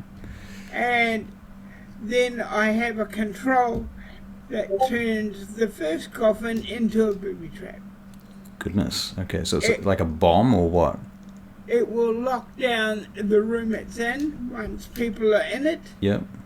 And then the room will go into flames. Okay, so it's got like flamethrowers built into the walls or something. Yeah. Okay, just fill it up with gas first and then incendiary fire. Yeah. Okay. All right. And after walking down for a bit, Yep. in the station you're talking about, Okay. Yeah. the station is hidden away behind walls. Mm-hmm. When I touch a certain plate pattern, is the coffin. I see. So there's okay, cool. So it's a little bit Get Smart. Yeah. Dun, dun, dun, dun. Yeah, and that's where I got the idea from, actually. Get Smart. Okay, Yeah. 99. Yeah. All right, cool. So, sounds like we should wrap up here. Yeah. And we'll do a raid on someone. Let's go Yep. raid someone. Let me see who we can raid. Let's go get him. Let's go get him. Let's go get him. So I hope you guys enjoyed tonight's game. We were very much still experimenting with our characters and finding our feet. Session 1. We've not role-played these characters before. And one of our players, remarkably, was not here, despite him always being there. So he messaged me, so oh, he I know messaged why. you. Okay, okay. Well, I'm sure it's probably quite serious. We shall raid somebody. Let me see here. Who's doing what? Well, Aussie Dev Fro has got 2 viewers right now, and sounds like they might need a bit of a hand. So let's go and raid them with 9 people and make them happy for a time. Yeah. All right, so we'll start that raid. They're playing Dramonia, episode 102, Dungeons and Dragons. So 9 viewers are ready to raid in 2 seconds. Here we go. So we'll say goodbye. Thank you all. If you haven't done so, please follow us, like and subscribe, and do the socials and all of that stuff. Blah, blah, blah. Doobly-doo below. Yada, yada. Raiding now. Adios. Zaijian. Goodbye. Goodbye. Okay, and we are out. Yeah. Nice. That was great. Considering. Yeah, I mean, really, we did all right considering the obstacles and. So Wildheart, he wasn't there because he didn't know we were starting this week, but he was also out of town. Ah, okay, all right. Well, fair enough. Yeah. There is a question I'd like to ask. Yeah. What my family want me to do? Well, I thought you covered your ass nicely. Yeah, that was interesting. What do they want you to do? I don't know. We haven't talked about that. I mean, I guess we did discuss it so much as, like everybody, they want, world domination. They don't stop at nothing. And, you were like, I wanted to make my family happy. That was, make them proud of him and so on. And, you have the impression from them that there's no end in sight, because no matter what you do, they will want more. Yeah, I've already got that anyway. It fits right. rather well. Exactly. Yeah. So if they are on a mission to take Chicago for themselves, maybe the big move is that they're going to send one of their senior members in to take over as Prince at some point, or Primogen or something like that. Like, maybe it seems to me that some of the Ventrue might be a little bit annoyed that Loden has made so many vampires and his brood rules Chicago. Like, it's clearly a monopoly, and whilst it's good that they're Ventrue, it's bad that they're all his childer. So, his brood, basically. So that could be the thing. Maybe they want to break his stronghold. They might not want to destroy him, but humiliating him and having him cast down so that somebody else could move in, perhaps, might be the thing. And your job might be just to weaken the chain, so that whoever it is, and you might not know who it is at this point, can move in and, make the full intrusion. You might have asked whether or not it could be you, but I think you were denied. No, he wouldn't want it to be him. Yeah. Because I think I'm the family's enforcer. Right. Right. You do their dirty work. Would that be fair to say? One of them, and at a certain level too, because obviously they're fairly powerful, and they have high expectations and plans. So I have a question. Is Newbie going to the whole trying to stay away from it? Is that okay? Like, I think you did it very well. Newbie wasn't really noticed by a lot of vampires, which is good. She was trying to hide from them. She tried to hide from the juggler. Yeah. That was cool. No, that makes lots of sense. I just need to make sure it's okay. I think you role played it really well. Yeah, no, you did, and you did really great. You did really great, and especially when we had that little disagreement about me mentioning you, and he realised, yeah, she's right. I could have done that. But it, sometimes it takes them a long time to click up here, and he tried to make up for it by saying, "Okay, fix the bar" or something. Right. Yeah. Right. Yeah. So no. Yep. No. You're out. Oh, you're back. I thought that was really good. Sorry. Ruby is trying to. She's trying to. It probably won't last very long. Knowing Russell. He's hoping it does, because It Well, benefits him as well. If you're out of sight, out of mind, nobody's looking at you when you're doing your thing. Out of game, from my point of view, out of game, I like the idea that she doesn't have contact with vampires. There's plenty of humans for me to roleplay with you, so to speak. But that does mean that some of the more high-level stuff that might happen, and I'm not talking about high-level stuff, I'm talking about, dealing with Loden's brood and the various politics of Chicago. It makes it difficult for you to get involved with in any meaningful conversations with that sort of stuff. So, and I think it's inevitable that for her to have a character arc, she is going to have to get discovered at some point. I know that's going to happen. Right. But it does provide a conflict, which we should drag out as long as we can.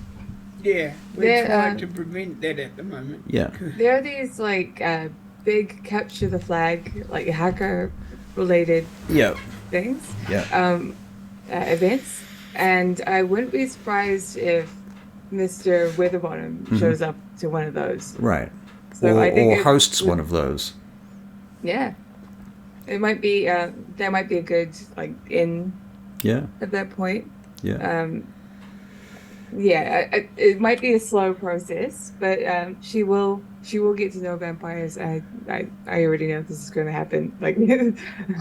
Just playing her from the get-go, I knew it was going to happen. We definitely need to do some research on the tech. Oh yeah, for sure. That will make a big difference, because I feel like I'm just swimming against the tide. It's really hard to sound the least bit realistic when I don't know what the fuck I'm talking about. I watched a lot of real hackers reacting to movies, right? Because I wanted to know what was real and what wasn't, right? And there was also a guy who not really invented, he managed to make a child's toy into something that can open maybe 50% ish, who knows. He could open garage doors and electronic gates with this child's toy. Right, cool. Yeah. So making devices that have specific functions. Right. Yeah. I think it's fair to say that most of these types of devices are quite specific. They wouldn't be able to do everything. You're not going to have one device that does everything. Sure. And therefore, I think that a certain amount of planning should be part of it. So that if you go somewhere and you suddenly oh fuck, I wish I had my thing, or I wish I'd built a thing that did the thing, that could be part of it, rather than just I pull out, I've got all the tools all the time. Doesn't seem realistic. I don't imagine her having too many, that little box with the antennas on them. You can quite easily pick them up. Right. And also if you and finding out what that's called, a transceiver, I think, probably. I know that the one that I saw with someone had sort of rigged it up to have the antennas on it, right, to get a bit more distance. Right. So I imagine you'll be having tech that is tampered with. Right. So she likes stuff that's been modified and fucked with. I'm imagining her room having computers with outside of their cases with no cases on them and stuff like that. Rather, Yeah, Mr. Robot. Yeah. You must watch Mr. Robot. It's fucking awesome. I don't know where I can find it. Just download it. Just download it. You want to download a car? Oh, fuck off. I torrent everything. Did I say that out loud? The other thing I felt was strange for me was I knew exactly